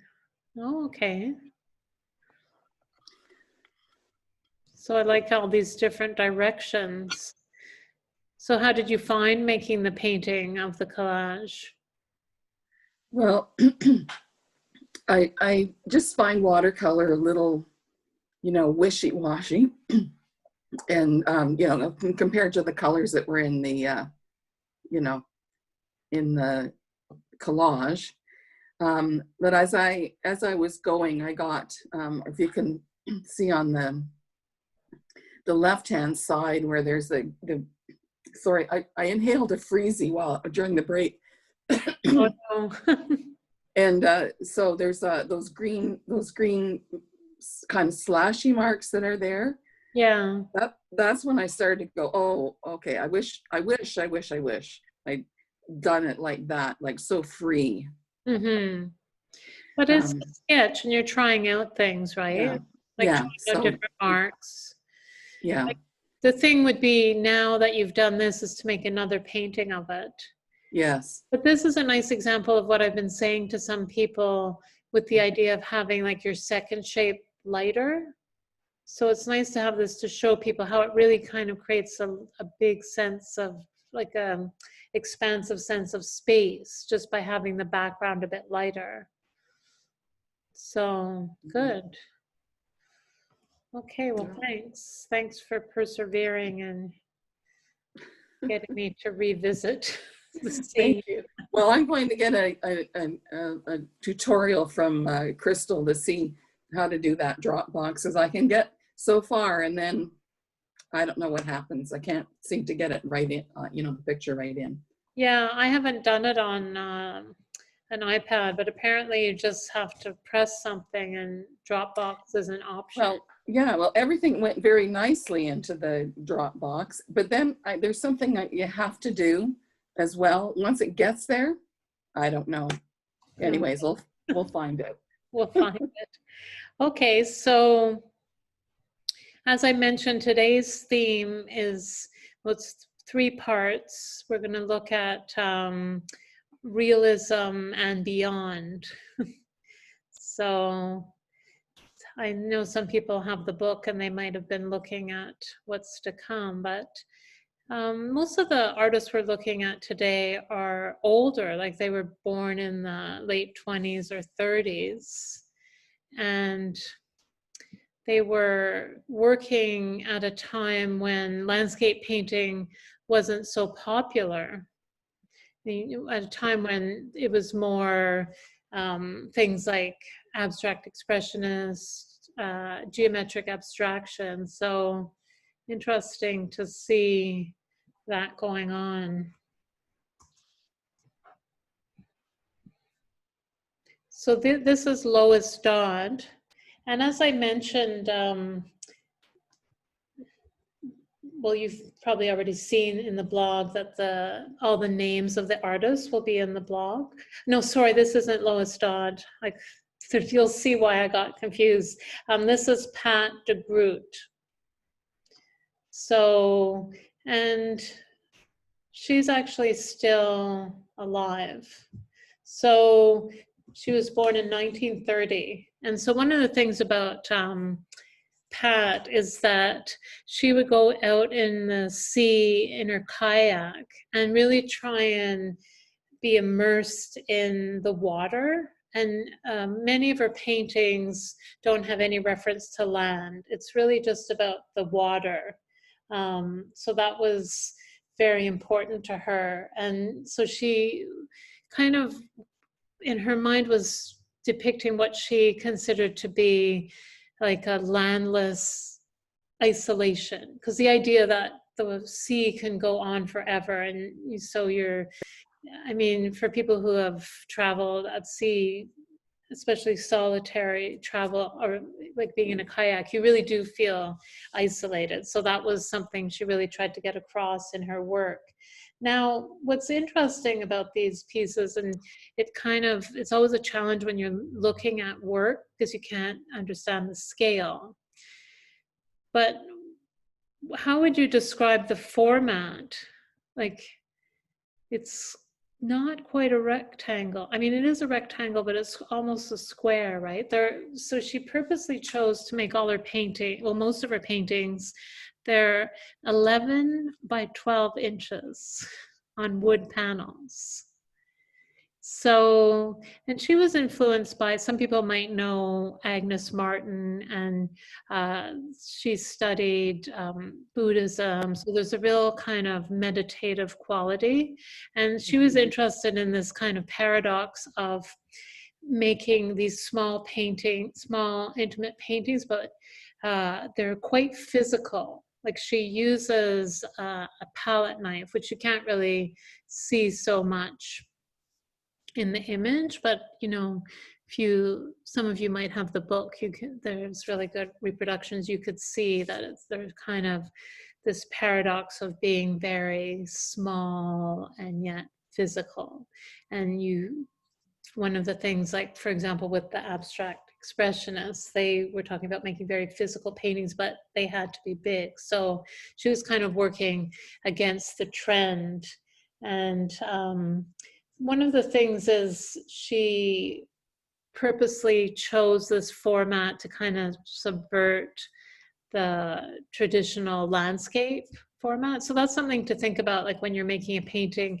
Now, for tonight's homework, you're going to choose one of these artists to make a painting inspired by. Now, that doesn't mean copying the artist exactly. Like you might just choose like one of the photographs that you presented and try and make a landscape in a square format, or else take the idea of, trying to make a painting with a palette knife instead of a brush. So you just take things from her idea of, this kind of subverting the traditional landscape painting. I mean, we can all recognize it as landscape, but some people talk about, and as I go into other of her work, like they talk about that relationship to the abstract expressionists and Mark Rothko, how Mark Rothko had a color field. And here you could really see what I was talking about the physicality of the paint. And we looked at last week, like for example, Courbet's wave, and you could see how that comes across here as well, that sort of physicality of the water. And just kind of imagine her being in a kayak. Has anyone ever gone sea kayaking? So you know what it's like being really in the waves, right? So Claire, does this remind you of your experience at all? Not exactly. No, it wasn't that rough. It wasn't that rough. I know.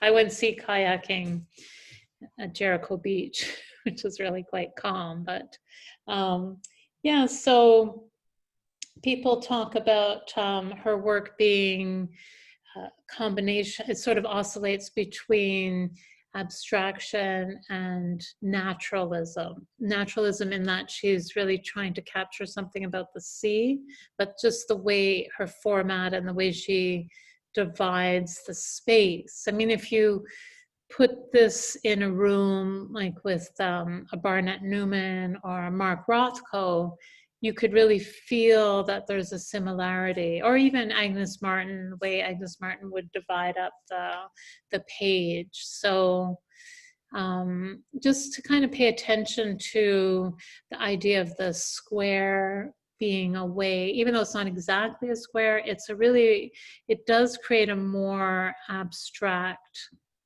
image.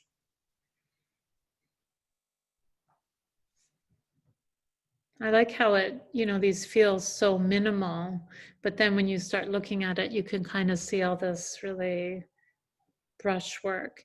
So one of the things, we're looking at 3 artists today. No, 4, and you'll choose one, and I'll encourage you to do a little bit of outside research. And I've included some readings and some videos on each of the artists, but you can also do some research yourself. So see the nice contrast between the way the sky is painted and the way the water. So, I mean, this is just a small thing, but when you're thinking about what you're painting, like water is kind of heavy compared to sky. Like sky is, you know, like you use the word atmospheric and light. And so she's really captured that, I think, by the way she's kind of just used the paint, and you could even see it being thicker. Like sometimes when people are painting water and sky, they kind of think of them as the same because they're similar colors, but they're actually quite, you know, if you think about the weight. So sometimes when you're painting things, it's nice to think about, well, like how do clouds weigh anything? Clouds are really light. So she's really kind of captured that.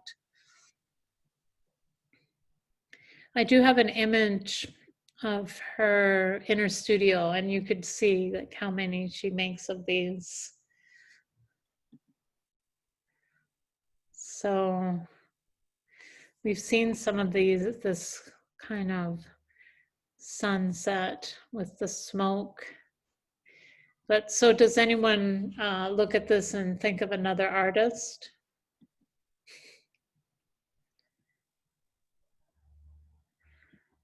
Does it remind you of anything in art history? It actually reminds me of First Nations art here. Oh yeah, with the real strong shape. The eye, yeah, the eye of the eagle. Mm-hmm. Things like that. It's really quite powerful. She's done a few. How about this one? That looks like a Manet. Yes. The one where the boats on the water at dawn. Yes, who said that? Sorry. Michelle. Michelle, you won the art prize. It's that, yeah. So she's obviously influenced by Monet in the sense that she's trying to capture specific characteristics of nature, whether it's like kind of like we talk about, like she's capturing the light. So like the physical sense of nature. So here's Monet. Son of a gun. Yeah, there you go. You got it.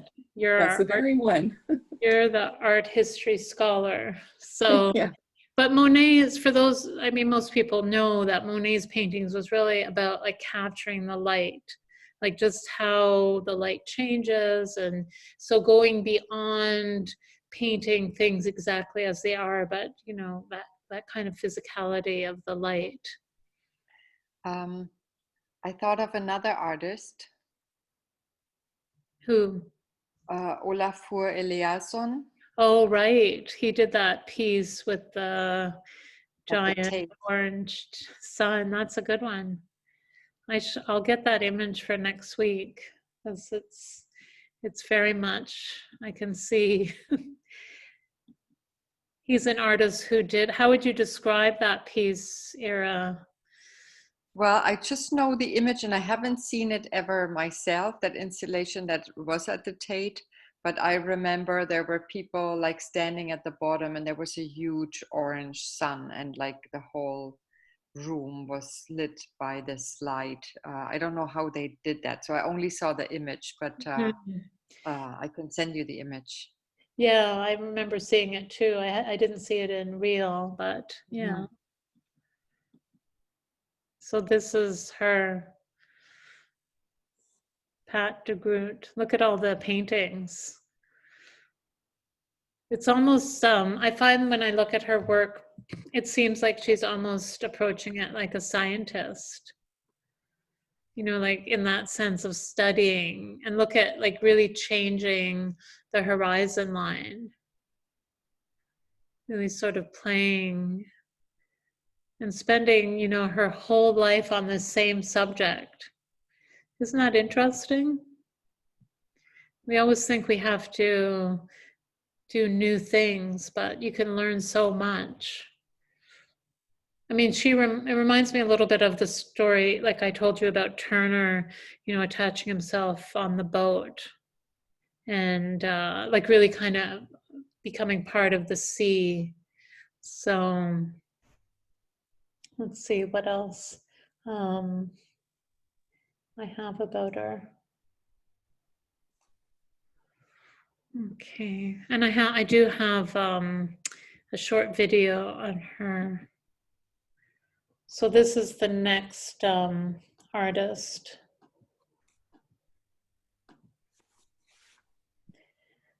So this artist is Sylvia Plymouth Mangold. So she was born in 1938, and the author of the book describes her as doing unique perceptual realist work since the 1960s. And he remarks on the fact that, you know, she's doing this work when people were working really abstractly. But you could see by her work, there is a kind of abstract quality where she's really kind of pushing the background and foreground. So sometimes they become merged. You can see, so it sort of flattens out the space. And that's a unique characteristic about that. And one of the things is she very, very rarely has a horizon line in her work.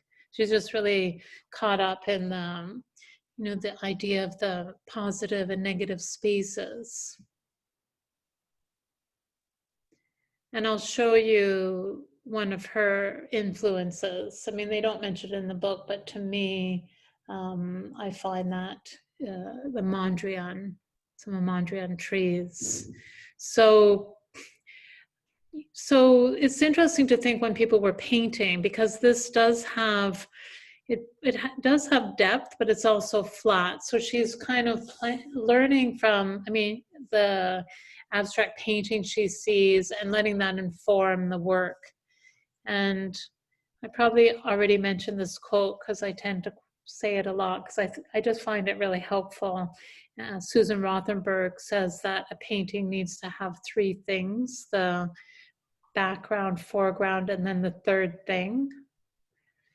So can we see how the third thing is these spaces where we can't tell if it's background or foreground? It just kind of like, it's very well integrated into the space. I don't have the exact size of these. They're obviously much big. They're probably, from what I remember seeing, they're about like 30 by 30. So they're much larger than Pat de Groot's work. Are they oil, Wendy? Yes, they are. Would you have recognized it as oil? In the end, that's what I decided it was, but Yeah, because you can see the blending here. Like she's kind of almost erasing. Yeah. That's one of the beauties of oil. And here, like it's this kind of dripping. Yeah. I mean, I know sometimes it's hard to tell in a slide, but here you can tell this kind of really softness. So she's really kind of playing with this flat space, but at the same time it does have depth. And you just see parts of things. So that's a different way to approach the landscape, just sort of these fragments. So a big part of her subject matter is these trees. So she would, paint the tree, then go in and paint the space between, and then go back and forth. So you can see like how the background comes on top of the tree. So it's very well integrated. She was really kind of trying to make it the viewer, like these are very close to the viewer. Like some of the landscapes we looked at last time, you feel like Poussin, like the landscape is really far away, but here it's right in your face as if you're standing right close to it. And she wanted almost you to see everything all at once.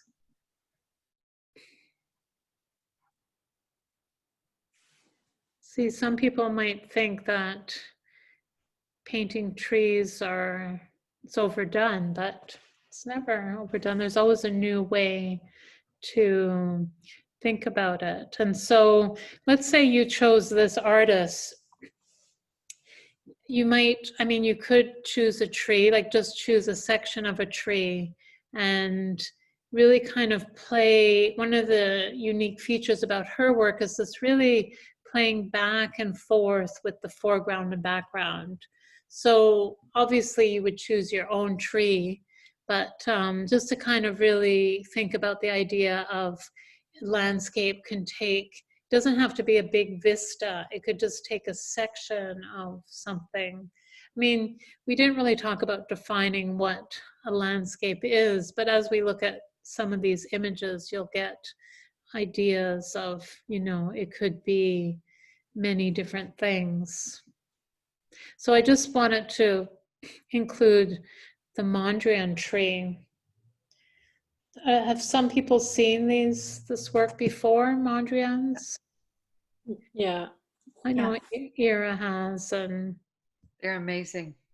Yeah, especially if you know Mondrian's later work, it was just a grid, like the grid work. But this, you can see the beginning of it, how he's really dividing the space up into horizontal and vertical.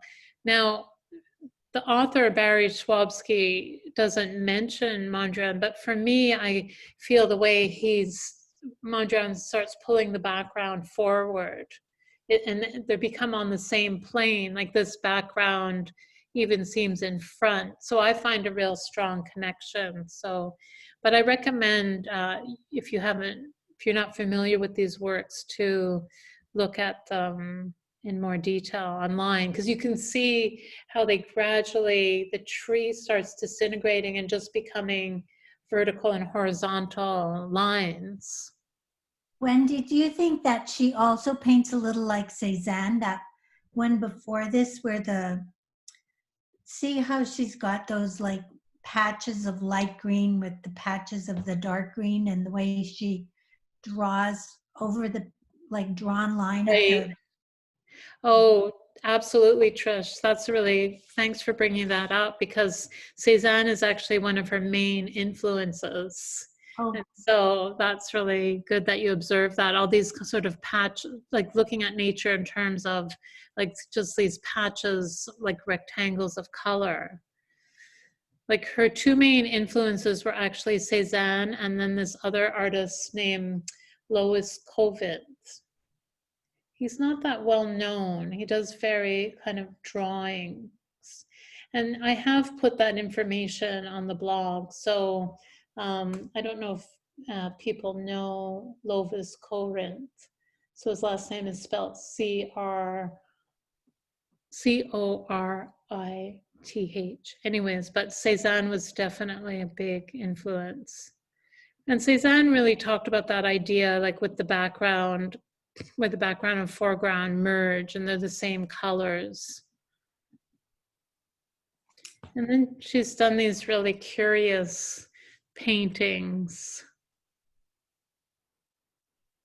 where she's actually painted the tape, like to make it look like it started off as a sketch, but she's actually, this isn't tape, it's painted tape. Not painted tape, but a painting of tape.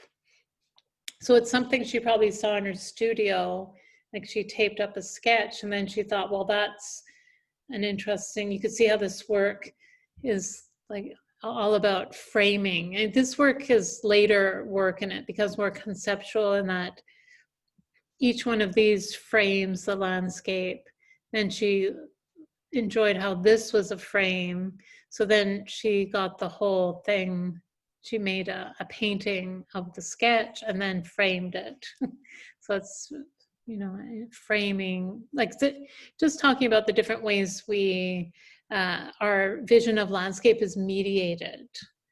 You know, like there's some artists that talk about how we see landscape through a car window, you know, or from an airplane. It's, you know, we have all these experiences where it's not totally direct.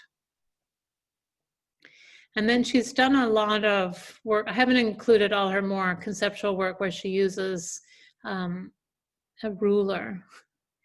And it's kind of a paradox in that it's like this kind of rational measuring of things.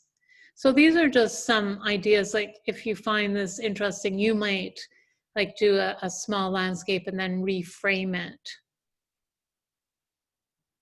in different ways. Like this is really quite curious how she's, you know, has a feeling almost of being a painted photograph. I think it's a print that she's painted on, and then, you know, obviously these are more contemporary approaches, but you think about, like, here's an artist who has been doing landscape painting her whole life, but looking at different things contemporary artists are doing, and, you know, being influenced by, like we talked about Rothko or Barnett Newman, being influenced by some of the abstract artists. So this is the next artist. Sometimes I make people guess when I've changed artists, just to make sure you're paying attention. This was pretty obvious though, right? So how about this artist? Does anyone know this artist? We did look at a bit of her work last week. So this is Jane Freilicher. Not entire, I've always pronounced it that way, but then there's a video where a New Yorker pronounces it quite different. So I don't pronounce it with the New York accent. So Jane's had two studios, one in Manhattan on 12th Avenue, and then she had another one in Long Island. So she always, well, most of the time her landscapes always are through her window. So this is her view through the window. And she would pick plants, particularly because of their shape. So her dates are 1924 to 2014. And she was really good friends with a lot of New York poets like John Ashbery and Frank O'Hara.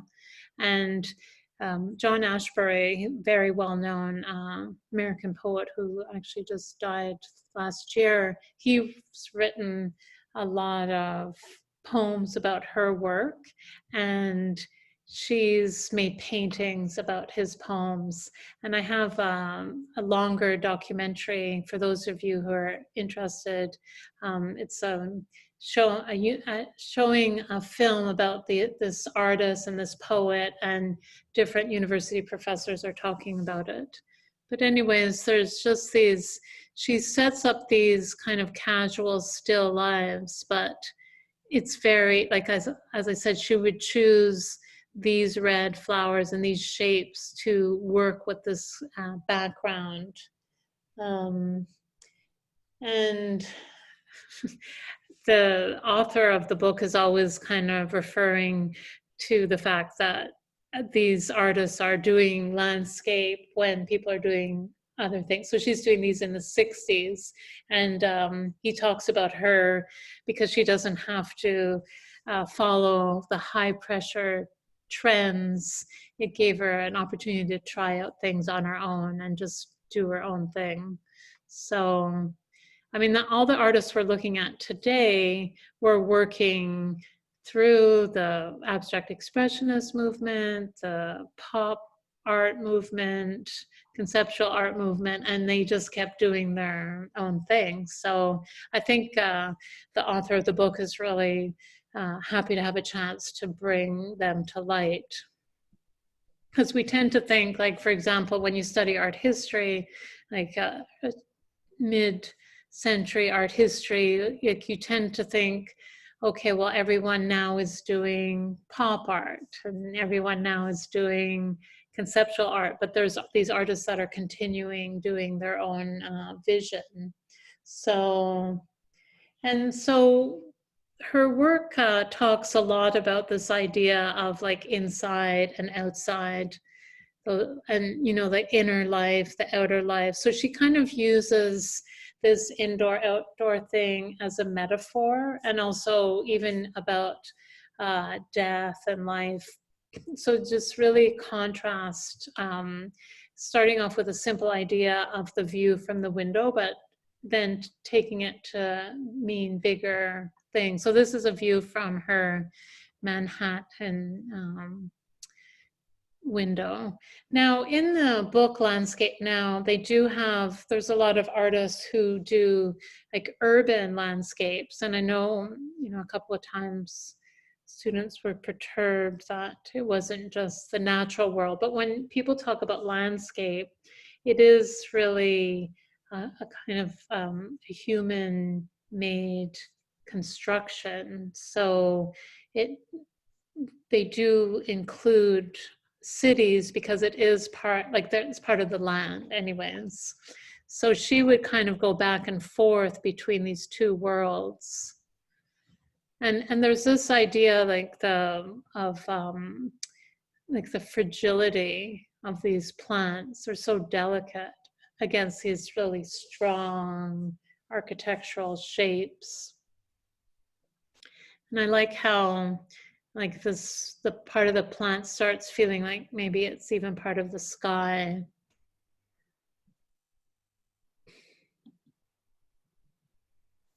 And so sometimes she would set up these curious still life objects. Again, this is her window. This is the windowsill, and then this is the outside. So to really combination. So if someone was interested in choosing this artist as a point of departure, that would be just think about putting something in front of your window and then doing the view outside. So I just want to reiterate the idea of what we do in this class is, you know, choose an artist and maybe get to know them a little more and just kind of take one aspect of their work. I mean, another thing about her work is there's often this really sort of delicate drawing element here.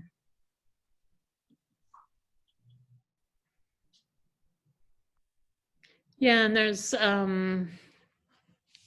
this sense of casualness. Like even though these are set up, you can see she's put like an empty can of peaches.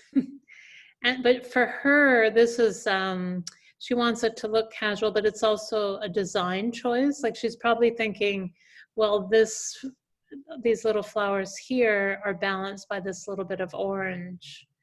But it's also like in such contrast, for example, to the Dutch still life paintings, you know, where everything was like so set up. She wants it to really have that casual feeling. And all her work is done in oil painting, in oil paint. I mean, most of the work we look at is probably oil paint.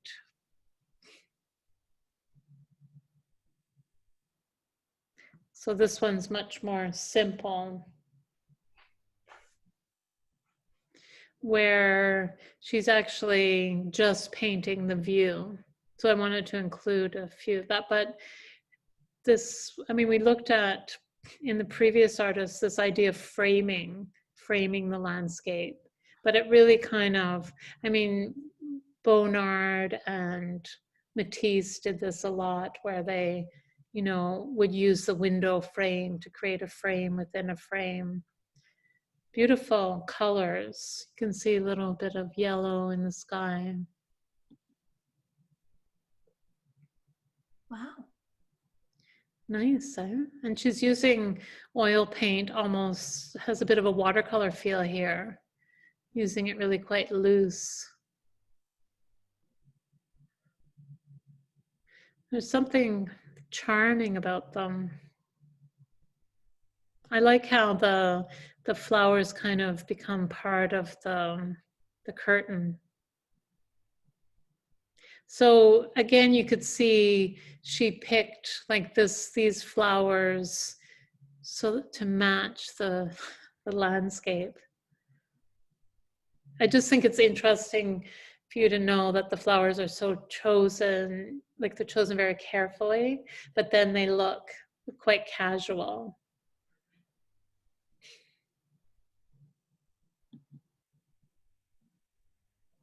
Yeah, this one, very delicate. And the way the flowers get painted, you could see that she follows that kind of same style.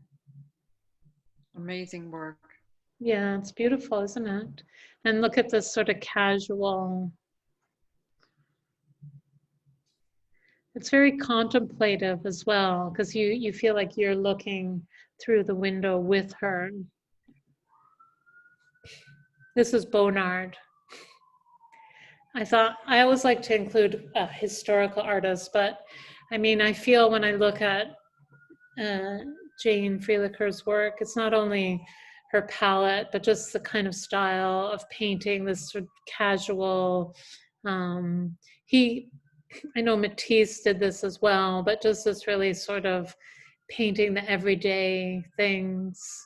There's his wife. He always painted his wife. So, and that's her in her studio. You can guess the era, 1960s, with the haircut, the hairstyle.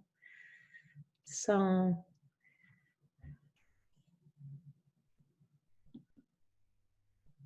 Always. So, you know, we always have to try and have one cow, just good. One cow painting. So this is Lois Dodd. And this was done in 1927. And not in 1920, sorry, she was born in 1927. So again, you could see that she's working through the 40s and 50s. And she painted these small paintings for over 60 years. And she talks about that in one of the videos I've included. Like she says, I can't believe I've been painting the same landscape for 60 years. And they're, as I mentioned, they're quite small as well. They're probably about 14 by 14. Well, they're not all square, but 14 by 18. And she was, one unique feature about her work is she always cropped the landscape, and you would really see the cropping.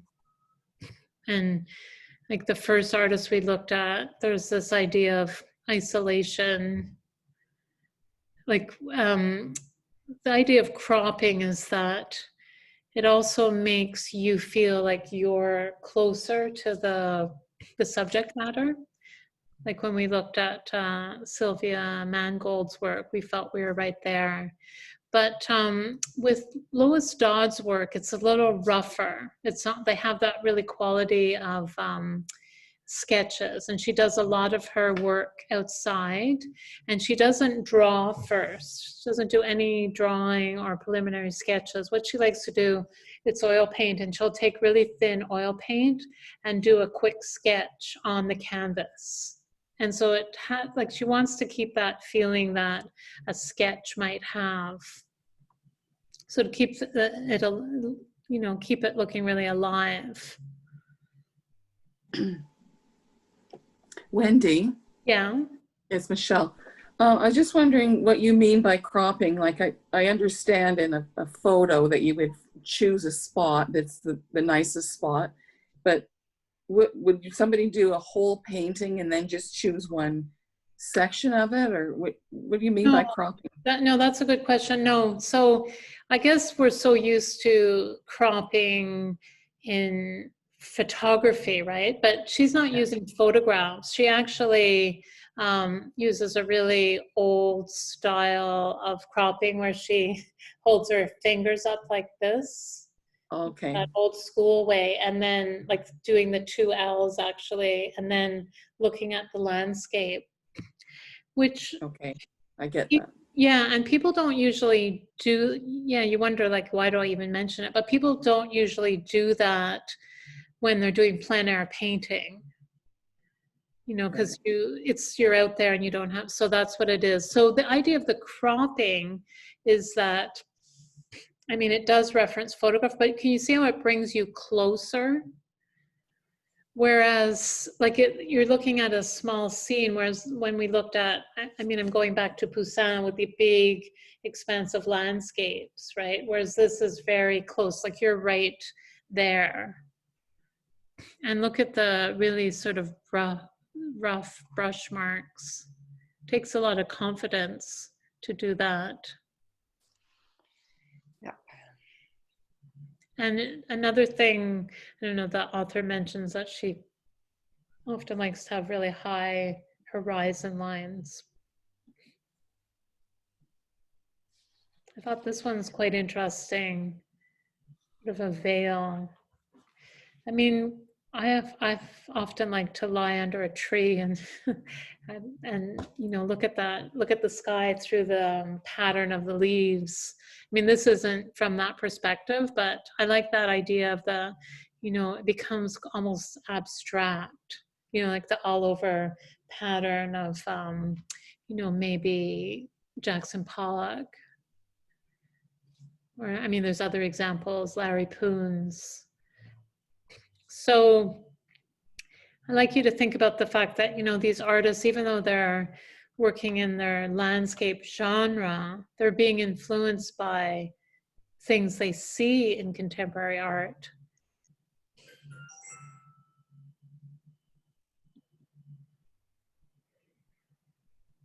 So I thought this one is in the book. Just a really kind of strange perspective of a pond with a super high horizon line.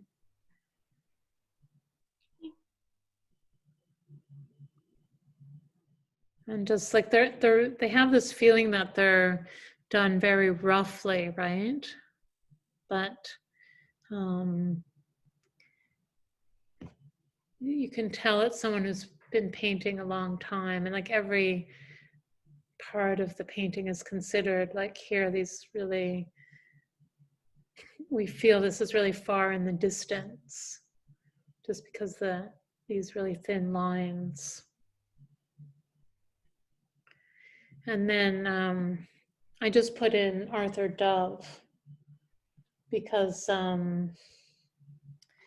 it just reminded me of his style, like his way, and he was working in the 1920s, but his way of stylizing like nature into these really strong forms.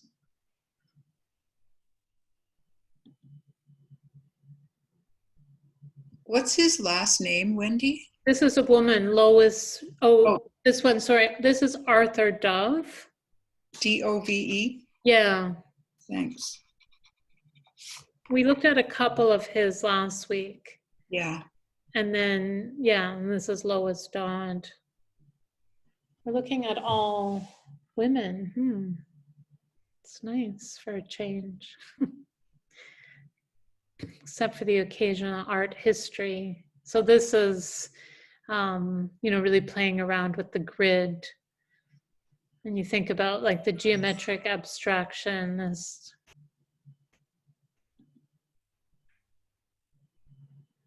again, the cropping.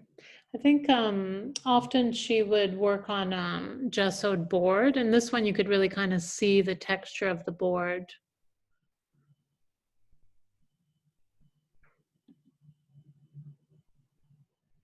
I thought this one was kind of humorous. Like, so one of the things that's really interesting about it is a real strong contrast in texture. She's using the oil paint quite thinned out, but then to have this really solid red, and it's so full of life. So by making this really active area all around here, it really makes this seem even more like these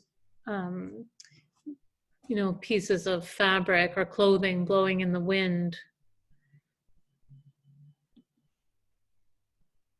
Wendy, do you know when that painting was made? That one with the red? This one was 81. Okay. Did you think it was earlier or later? I thought it was earlier. Like there's something I feel is dated about it, although I love it, but something feels a little dated, like it wasn't done now. I don't know exactly why. Yeah. Maybe this olive green color. Yeah, maybe. Yeah. And for those of you who took my flowers art class, another big influence of Lois was Alex Katz. So he did these really kind of stylized flowers, very simplified. So, I mean, her work is quite different, but that was a big influence, as well as Philip Pearlstein and Tom Wesselman, which is kind of interesting because those are both figurative artists, but they would paint very smooth and basic shapes. Like if you saw a Tom Wesselman nude, you could see there's kind of relationship to this. Like these just really strong shapes. I mean, one thing I always find interesting when I'm looking at an artist, I think about like who they're influenced by, and then I look at their work and kind of really get into that whole world. And remember what I was saying earlier about this idea of the background and foreground, the third thing, like just really kind of all integrated. And it does, I mean, I know, Trish, you mentioned Cézanne, and this does have a Cézanne quality as well, where he's breaking up nature into rectangles and lines and simple forms. But it feels like a really intricate puzzle where like the negative and positive shapes are really all kind of interlocked so well. Do you think she knew Milton Avery's work? Because there's that same, the geometry kind of thing. I don't know. Yes, I'm sure she did.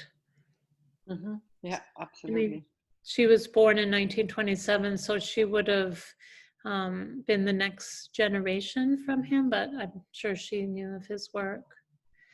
So that's the end of the images. So I was going to go over your photographs, but I think what I'd like to do, because it would be more lively if we just looked at a couple of short videos. And next week I'll talk a little more about photographs, but I don't want you to necessarily feel you have to use those photographs. We'll talk about them at a later time, but like you might find when you look at these artists' work, there might be another, like you might want to change your subject matter. So let me just get out of that. I'll just get back to the blog, sorry. Wendy? Yeah? What is it that defines something as a landscape then? I was so scared someone was going to ask me that. Well, it occurred to me when I was doing those collage things. I know, and it is a good question, like what is a landscape, right? And so one of the ways we described it is that it's something, you know, you could, sometimes people describe it as having a horizon line, but then I showed you many examples that didn't have a horizon line. So you could say, I mean, I know this is going to sound painfully general, but something to do with the land. And I'm sorry that it's so general, because I can't even say it's totally about nature, because we're going to look at work that is really quite urban and still considered a landscape because it's to do with the, like if you think of the land, the actual earth. So, but if anyone wants to try and find a better definition, I found in my experience, if I define it too tightly, people hold me to it. And then I come across an image, I show an image and it doesn't quite fit. So I just want to, but we'll work on that definition. But according to the book, Landscape Painting Now, it really is anything that has to do with land. And I think there's even one that has to do with space. Does that help you at all, Jane? No. Sounds like a very broad kind of category, but never mind, you try. Okay. Okay, so this is the blog. And so we've looked at 4 artists, and then these are all videos that you can click on. The ones that are in parentheses, they're just longer. These are like 3 or 4 minutes that we can look at in class now. And then the readings, well, we haven't talked about last week's readings. Oh, well, we'll do that next week. So I've given a read. Most of these are really easy to read. I've given you a reading on each of the artists because it's nice to go into a little more depth. And then for homework, or we won't really have time for an in-class exercise, but I just thought to practice this of like in the spirit of Lois Dodd, to make a sketch of one of your photographs just using a watercolor wash, which just means watered down watercolor, but you can use oil thinned with medium or acrylic thin, and just to kind of paint from a photograph with a brush. And then so choose one of the artists, and then these are just some questions to, like, how do they interpret the landscape?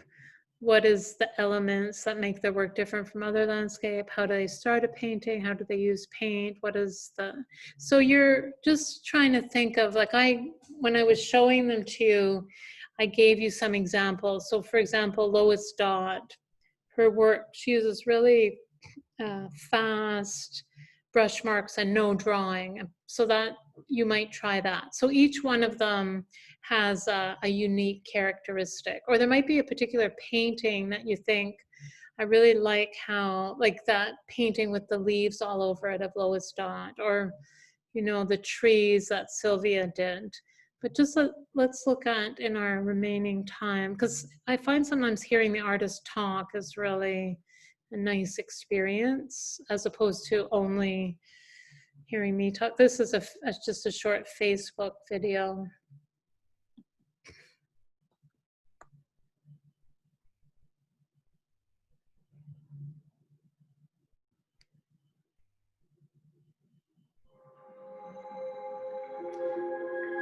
So this is Pat DeGroot. She was the first artist we looked at. You have to work every day. There's nothing casual about it. You know, you get up in the morning with it, you do it. I didn't have a teacher except what's out there. You know, if you're gonna do it, there it is. When she was here in Provincetown, she found that she really wanted to teach herself to draw. I mean, her whole thing about drawing and working came from within, and she decided that she had to teach herself how to draw, how to make marks. And she'd take her kayak and go out amongst the cormorants and the ducks, sometimes the sharks, and immerse herself in that. The only way you learn to draw is to keep doing it until it works. And a cormorant isn't a simple shape. It's a complicated shape to get right. She's fearless, that's all. She's fearless, and her art is fearless too, you know. Her art is, it's beyond minimalist, because to me there's so many layers in there that, you know, you look at it and it almost looks all white, but yeah, I've looked out there and seen that, you know. And so winter, summer, she's always looking, and it's such an amazing body of work. When you go in her studio and just see them all up on the wall, it's just breathtaking, really. It's not a little pretty scene, it's not a sailboat, it's not a little, you know, moment out there. It's a more elemental experience of nature and of your place in it, and of her place in it. I try to paint what's in front of me as it is.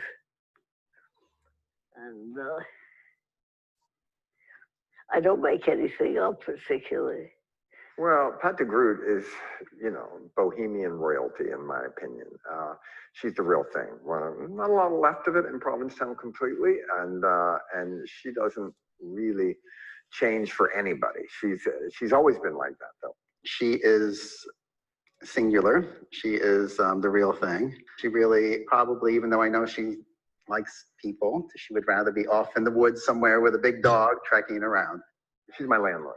So I live in her house and I look out at the water, and she looks out at the water, and her art is, as everybody knows, but painted that same view over and over and over and over, which I think says exactly that you can look at one thing a million times and it really looks different every time you look at it. If you spend a lot of time with a Pat DeGroot painting, it changes the way you perceive the nature when you go out and see it.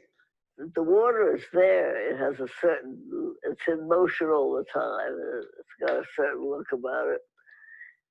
And I'm one of the few people who've actually painted this harbor the way it is.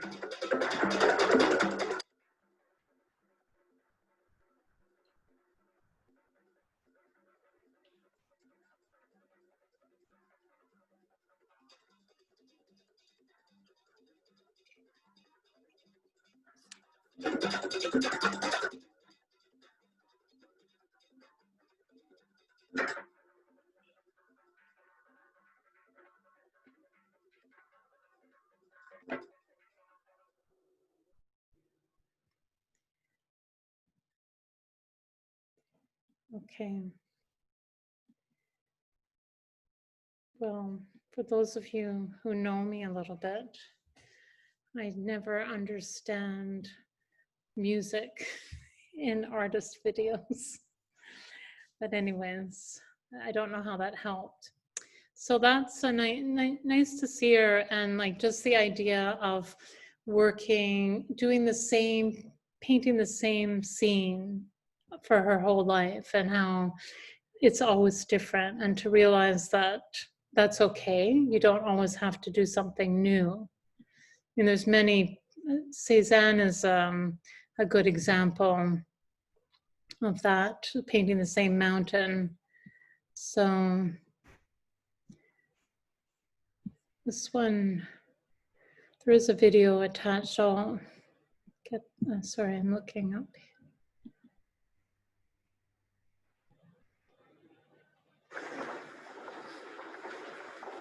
some families have a timeline on the wall that measures their children's height as they grow. And I compare that to the paintings of trees, especially the pin oak and the maple. Every year there is growth, and so my view from my studio window changes. I was 39 years old when I painted January 1977. Up to this time, my subjects were interior, both literally and psychologically. My motivation was a dialogue I had with myself about what is real and what is illusion. For me, the answer to the first question was conflict is real and process is real. That is, the process of doing something like a drawing or a painting. What became January was a rectangle, and I painted the two rulers and the field of white across the canvas. It was winter, there was snow outside my window, and I got the idea to paint a snow scene. So first I made a painting on paper, and then I took tape and fixed the drawing to the canvas to see how it would look. And in this way, I could also play with where to place the image. Then I went about making the image of paper on the canvas and painting the image of tape on the paper and the canvas. In this way, I've always wanted my paintings, you enter the space and then you come back to the surface. So what happens with these painted tapes and sort of trompe l'oeil images on the surface is they bring you back to the picture plane while the landscape opens up and lets you enter it, but you go back and forth. Thinking back about winter writing, I remember wanting the upper portion of the canvas to move overhead. And I thought of the sky as a canopy. I think there is an abstract continuity from the earlier landscapes or from the very early floor paintings to the present. The title Winter Writing refers to how I painted the tree line. I would paint the trees in and wipe them out and paint them in again and do this over and over until they had the fluidity of writing and the forms of those particular trees, and that they moved across the plane with an organic flow. What I would do was paint this whole landscape and then use the tape to sort of edit the landscape so the proportions felt right. If I didn't have this piece of tape here, and if this color in the sky went right to the upper edge, this upper part would just disappear up, up, up. I was able to bring the sky over the tape, and by doing that, it brings it forward. It's almost hard for me to recognize the trees in winter writing because they were so young. And they're huge now. I mean, that was 30 years ago.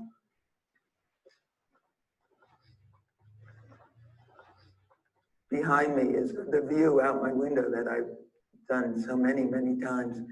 And the maple tree is just outside that window. At first I saw this tree straight ahead, but now the tree is so tall I need to bend towards the glass to look up and see the tree limbs above. As this change occurs, my sense of how to portray the maple in particular changes. Looking at the pin oak, I am outside, so I don't need to bend, but I do need to lean back to see the upper part. I like to imagine the upper part of the pin oak as a canopy. Recently, I've wanted the sense of emotion that moves from bottom left to upper right, like a big sweeping motion upward. Yeah, it is interesting to watch the pine tree in relation to the maple. And I watch it through my paintings more than I watch it when I'm outside.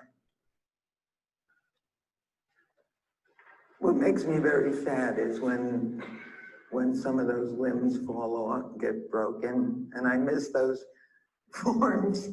Oh, it's gone. I need it over there. Yeah, I can't keep up with that tree though. I mean, the tree is still, I need a bigger window.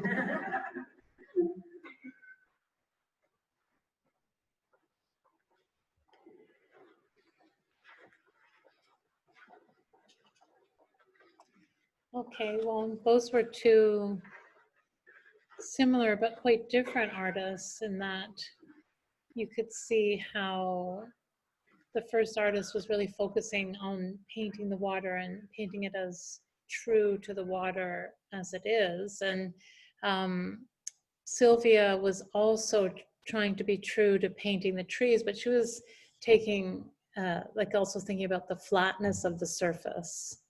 I mean, I guess both of them were in a way, but I find it interesting to compare the two and just think about how they're both so involved with their subject matter. And the subject matter almost just became a vehicle for them to get so involved with painting, and that they never had to think about what to paint.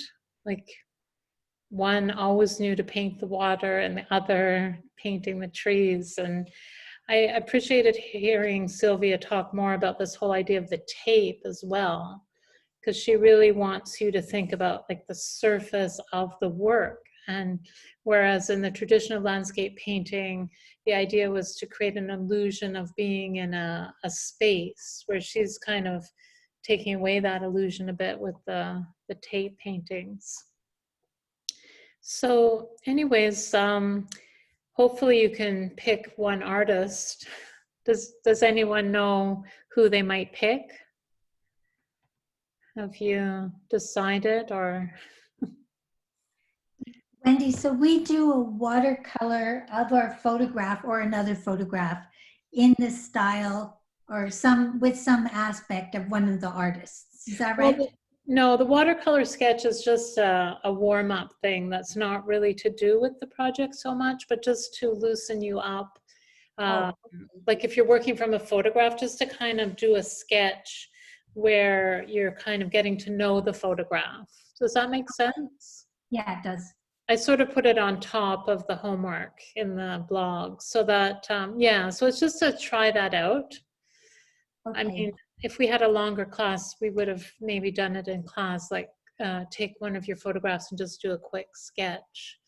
I mean, I would suggest before you even commit to an artist, just to do a quick watercolor sketch, or it doesn't have to be watercolor, it could be oil or anything that's watered down, as a way to get to know your subject, get to know your photograph, and then you could choose.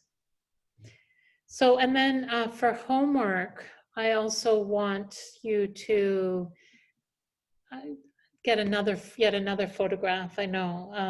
I want you to this time specifically take a photograph of a landscape that you go to quite frequently, like a local landscape, just to kind of play with the ideas that the artists were talking about today. Like most of the artists I showed you, in fact, all of them were painting things that were really close to their home. So just to like something out your window, and you can put a photograph of that in the Dropbox. I'll make more time next week to talk about the photographs, but yes, I mean, Wendy, pardon me? are we choosing one of the artists that you showed tonight? Yes.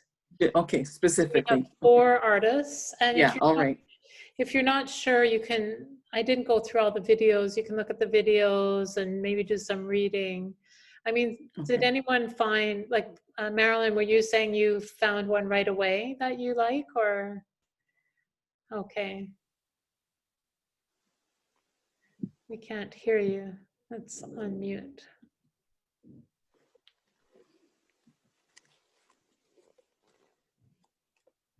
Are you unmute? Okay. Am I unmuted now? Yes, you are. I had seen Sylvia Mangold's work. Oh, okay, good. Anyone else? What about Claire? I don't know yet. Okay, you don't have to commit. Lee? I have a question. Are you making a suggestion about the size of our paintings?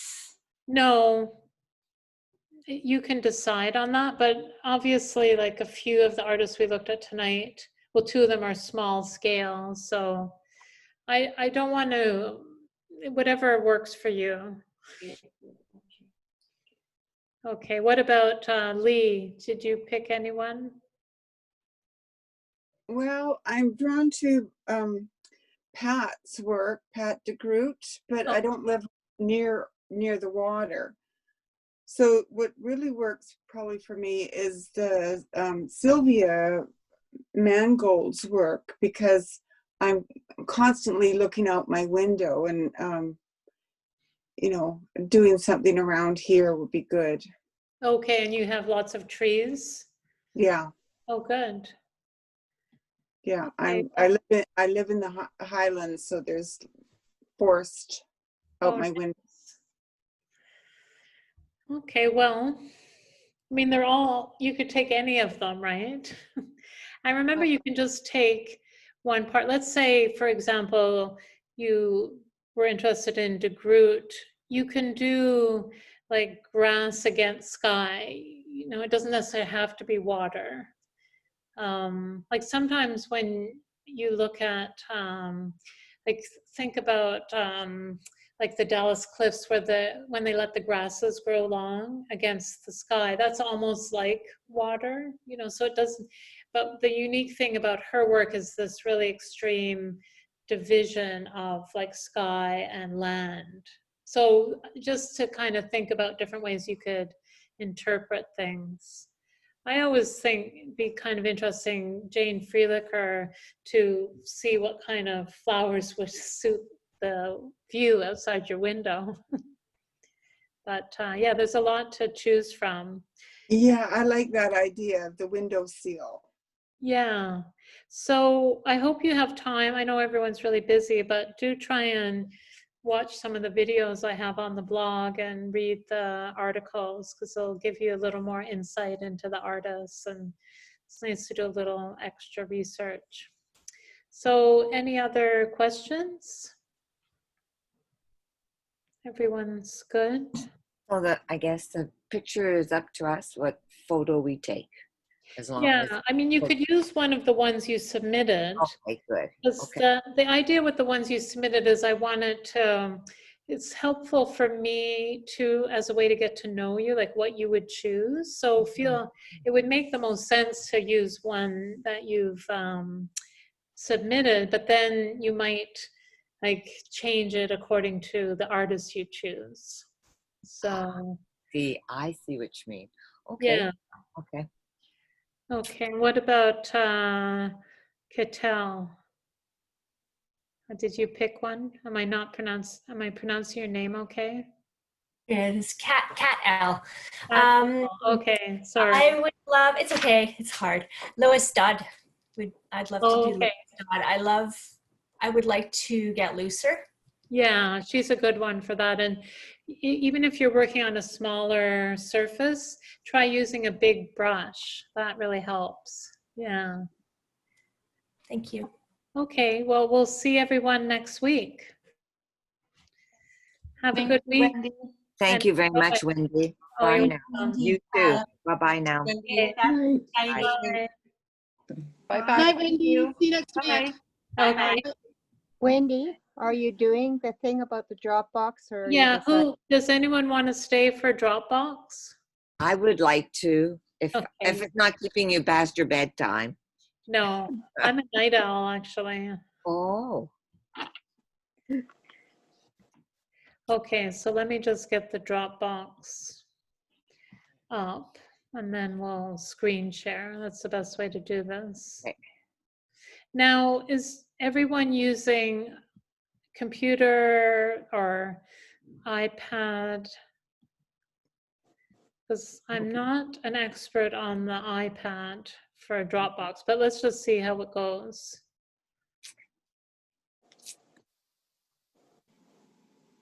I'm just getting, and then I'll do a screen share.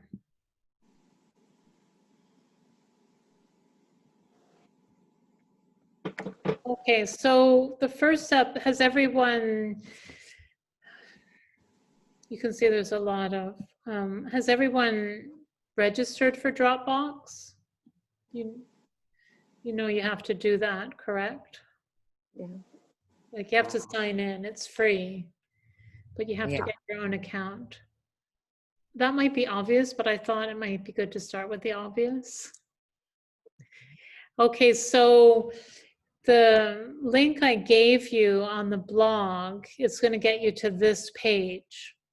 And does everyone remember on the front page of the blog, there's a link to Dropbox?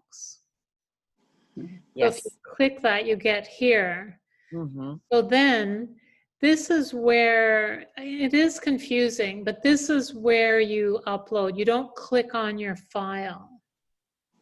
It's easier if you upload this way.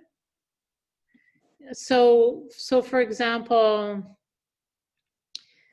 Michelle, so what you do, I'm just going to put something in. So you're on this page and you just drag it. See where it lights up? So now it's in. You could also do it after you click on it, but it's a little... Okay, well, I have an iPad. Yeah, so on the iPad, you should have something that allows you to share. Right, yeah, I saw that. And then one of the choices should be Dropbox. But do I go there first and then go to my photos of my painting? No, you go to your painting photos first. Yeah. Yeah. And then do the Dropbox. Yeah, because you can share like on Facebook or Instagram and Dropbox. Right. So you have downloaded the Dropbox app on your iPad? Yeah. Okay. Yeah. Yeah, so you go to your image first. Okay. I couldn't find the Dropbox. I have the app, but I couldn't find it. I found Pinterest and Instagram and everything, but I couldn't find where the Dropbox. And did you scroll like all the way? Because it's sometimes. Yeah. I thought so. And you're sure that it's open on your iPad? Because sometimes people have the app, but it's not open. Well, I just made the account, so I'll try it again. I'll try again. I mean, unfortunately, I'm not using an iPad, but maybe I'll go home tonight and try it on my iPad to see how it is. And neither of you have access to a computer, is that correct? That's correct. Okay. I've never tried it on the computer. I always did it from my iPhone because I took the picture and then I went into the picture, hit that box to say download it. Mm-hmm. And then last time I would just be able to hit the icon Dropbox and it would do it. But this time it wouldn't do it. I had to go to your Dropbox that you invited me to and then try and download it. Okay. So yeah, so you're all using devices, so they might have changed the system. Yeah. So anyway, I'll play with it too. Okay, And, I'll look into it because I just do everything from my computer. yeah, you can, you know, I'm sure there's tutorials on YouTube that would show us. Hopefully. Yeah, well, Jane, you did get them in the Dropbox, so that's good. Yeah. Right? No, I sent them to you. Oh, okay. I got the 2 paintings into mine, Okay. but that's it. Anyway, we'll try again. I don't mind if you send them to me, but ideally before noon. That's good. And I'll try and make sure I get them in. I know I missed 2 today, but. Well, thank you very much for your help. Okay, you're welcome. Bye now. All right. Thank Okay, you. bye. See you next week. Okay, bye. Bye.